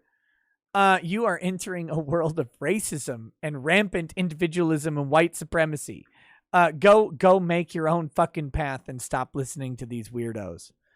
RoboNext666 says, if the arm chunk don't fit, you must have quit. Russell Hall says that other family dodged a bullet. Oh, come on now, Russell. By the way, when do I get to give a high school commencement speech? When do I get to tell these kids about life? Because I've got some words for them. I would be dragged off the stage with a fucking hook. It'd be amazing. Matt Field says, this is the product of federal government education. We have failed. Wolfgang Deo says, they already dead. The joke didn't kill them. Not Applicable said that was in response to the person complaining that I was joking about some dead people. Not Applicable says, fun fact, people die every day. Woohoo! Joe and Hunter's Crack Shack says, dude, just walked in and saw you watching the last few minutes. I honestly thought you were watching a Dave Chappelle skit for a moment. No, real. William Palmieri says, hey, Nick, I was wondering if you heard of an upcoming Aussie lawsuit. Jordan Shanks versus John Barilaro. It's a YouTube comedian and journalist versus a fat politician. That sounds great. No, I've not heard of it. The only upcoming potential Aussie lawsuit I've heard of is Billy Mitchell versus my man Carl Jobst. And I think Carl Jobst is a stand-up guy. He's a stand-up guy. I don't have any problem with Billy Mitchell, but I think suing Carl's probably the wrong move. Mario Carter 13 said, client innocent, witness guilty. Phoenix right? Yes. Yes. Persona non grata says, I'd like to see Ronnie defend Tubin. Lol. As always, here's to peace and love to you and your family. Hey, peace and love to you and yours. Back. Albert Pike says, some humble tendies to you. Oh, thank you. Super Iron Bob says, what if there's only a half gumball? Checkmate, atheists. I don't even know what that means, but I agree. Mario Carter 13 says, YouTube drama gayer than Nick late for Pride Month. Not applicable says, this sweet hoe sounds racist. Eldon Bainling says, maybe SJWs are right. Maybe jokes are harmful. They are. They are. Not applicable says, you were Hussein to make a joke about Iraq. Habida Hubida says, Nick, believe in Jesus for eternal life or other ways to get to heaven. Simple as Acts 16:31 or more needed, or other ways to heaven. Dude, it's a long conversation. If you want to have it, I don't like having the conversation on YouTube particularly. Don't think it's the right place for it. But if you want to talk to me about Jesus, find me, DM me, email me, something like that. And when I have a chance, I will respond. Timothy Reaper says, didn't you learn anything from Monday, Mac? Never talk about rocks. Not applicable says, she says, wak pee poo. IQ test, please, lady. Super Iron Bob says, pigmentocracy. Ruled by pigmen in Minecraft? Yes. Yes. Joel Reese says, we need a good old-fashioned world war. Message. It has been a long time since a massive global conflict, which used to happen with much more frequency. And in that time, we have gone to some weird fucking places. Mario Carter 13 says, no 12 years a slave. We want 12 years a gardener. Bob Jones says, dude, most actors aren't comfortable in their own skin. Why do you think we play other people? Good point. The anime guy says, Jesus Christ, his Karen needs to leave her sis alone. Does she realize that soldiers, sailors, Marines, and airmen have survivor's guilt too? Hell, yeah, survivor's guilt is a real thing. Especially when you are the driver of the car that led to the death. Even if it wasn't your fault, it doesn't matter. People can tell you all day that it wasn't your fault. But you'll tell yourself that it was. All right, guys. Thank you for hanging out with me. Thank you for watching. As always, I love you. You guys make this show fun to do every single night that it's done, I guess. It's technically 4 to 5 nights a week. Tomorrow we will have an interview. Oh, no. Oh, God, I've revealed it. We'll have an interview with Lucas Gerhard's lawyer. We'll be talking about free speech and liberty. Bring your First Amendment questions. Bring your liberty questions. Should be a good show. We'll see how it goes after that first hour. Next, we'll see what happens the rest of the week. Look, guys, this is the last week before the 9 month. 9 months from Vic's submission of Vic's case is Tuesday of next week, 22nd. So this is the last Thursday prior to the 9-month soft deadline the Court of Appeals has for itself.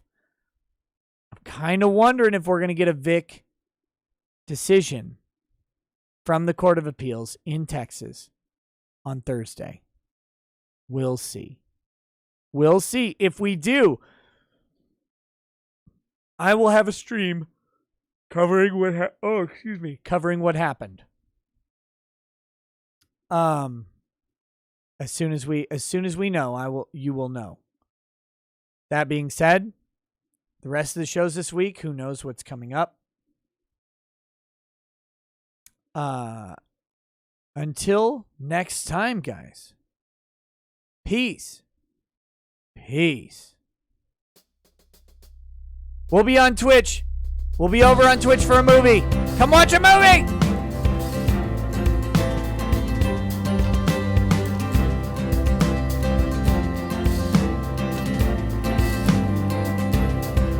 Oh, he drinks a fair bit, but you realize that it just helps get his noggin jogging along. With his glass by his side and his kids asleep tight, we'll hear some law-splaining tonight. With his microphone muted, we'll laugh at this boomer until he explains it's all part of the plan. Watch his face become redder as he becomes madder, raging at idiots from Twitterland. From the white shores of Maine to the hills of Glenlivet, there's no one who explains the law better than Nick. So pour out a glass for the ones who have passed to make the law what we have now. Oh, his lady is fair, and she handles herself with the grace of one who has borne many children. As the wife of a lawman, she makes sure that he has the time and the place to provide for them there. So pour out an Ardbeg, a Balmore, a Lafroig. The spirits flow as the ones who get unemployed. So pour out a glass for the tea post on Twitter as we hear law-splaining tonight. From the white shores of Nairn to the hills of Glenlivet, there's no one who explains the law better than Nick. So pour out a glass for the ones who have passed to make the law what we are now. Oh, the guests are all planet folks from Doug T to Drexel. They bring their perspective and spice to the mix. But the reason we're here and the one that we cheer is the one who is showcasing us his career.